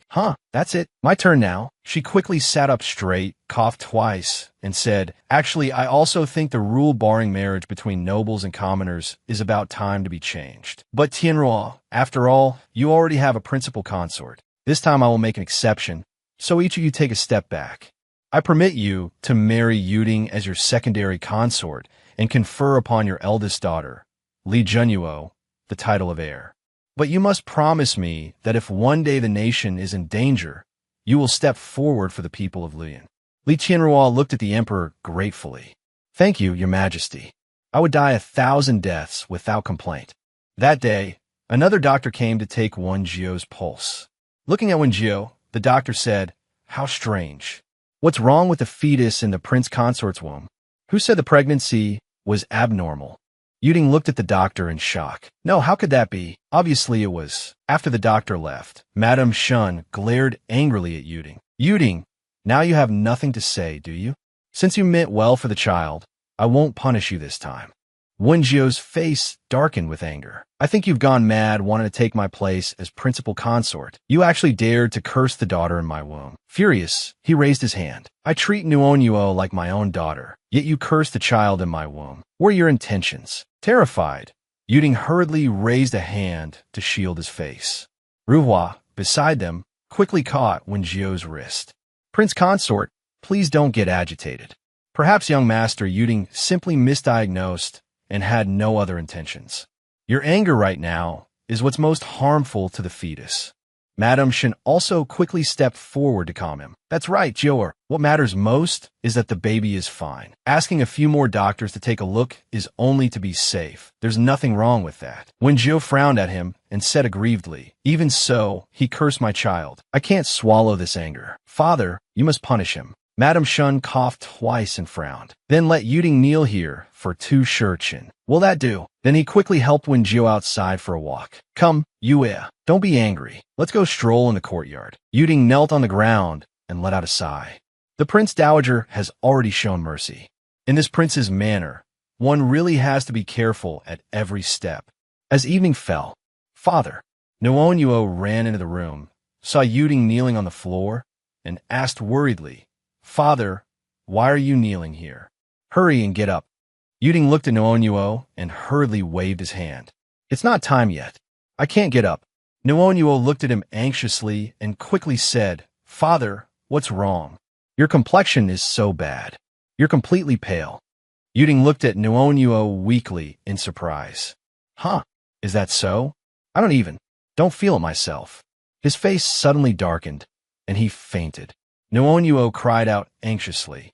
Father, outside Prince Yan's manor, the doctor looked at the woman in front of her and said fearfully, "You scared me to death. Good thing you warned me in advance." The woman lowered her voice and signaled to the doctor. Shoo. Duquin gave instructions. Whether the prince consort's baby can be kept or not, you must make it look as if nothing is wrong. If you dare speak out, you won't keep your life. In short, we'll do our best to prescribe medicine to keep this fetus alive long enough for the prince consort to give birth. As for whether the baby is born alive or dead, that's none of our concern. When Gio happened to pass by and heard these words, his face turned pale. What? At that moment, Nuonuo ran in a panic toward the large lake. Somebody, hurry, my father has fainted. In the room, the doctor sat by the bed taking Yuding's pulse. Madame Shin looked at the doctor anxiously and asked, Doctor, he is. The woman behind her signaled to the doctor. Understanding at once, the doctor looked at Madame Shun and said, reporting to the Prince Dowager, young Master Yu is fine. His body is simply too weak, which is why he fainted. I'll prescribe some medicine for him. After a few days, he'll be all right. The abortion medicine. That child will be lost. Madame Shun frowned at the doctor. That doesn't seem right. He looks like he's pregnant. Are you sure you haven't made a mistake? This concerns a child of the Li family. We must be careful. At that moment, Ruhua entered with another doctor and reported to Madame Shun, Prince Consort. This servant has brought Doctor Hu from the west side of the city. Madame Shun quickly said, let her examine him. The doctor and the woman behind her both turned pale. We're done for. Doctor Hu stepped forward to take Yuding's pulse. After a while, Doctor Hu smiled and said to Madame Shun, reporting to the Prince Dowager, this young master has been pregnant for nearly 2 months. Hearing this, Madame Shun said joyfully, really? That's wonderful. Yuding was shocked and could hardly believe it. I'm pregnant again.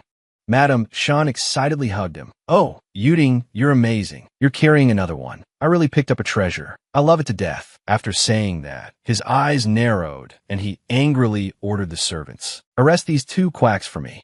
Ruhua hurriedly replied, yes, Prince Dowager.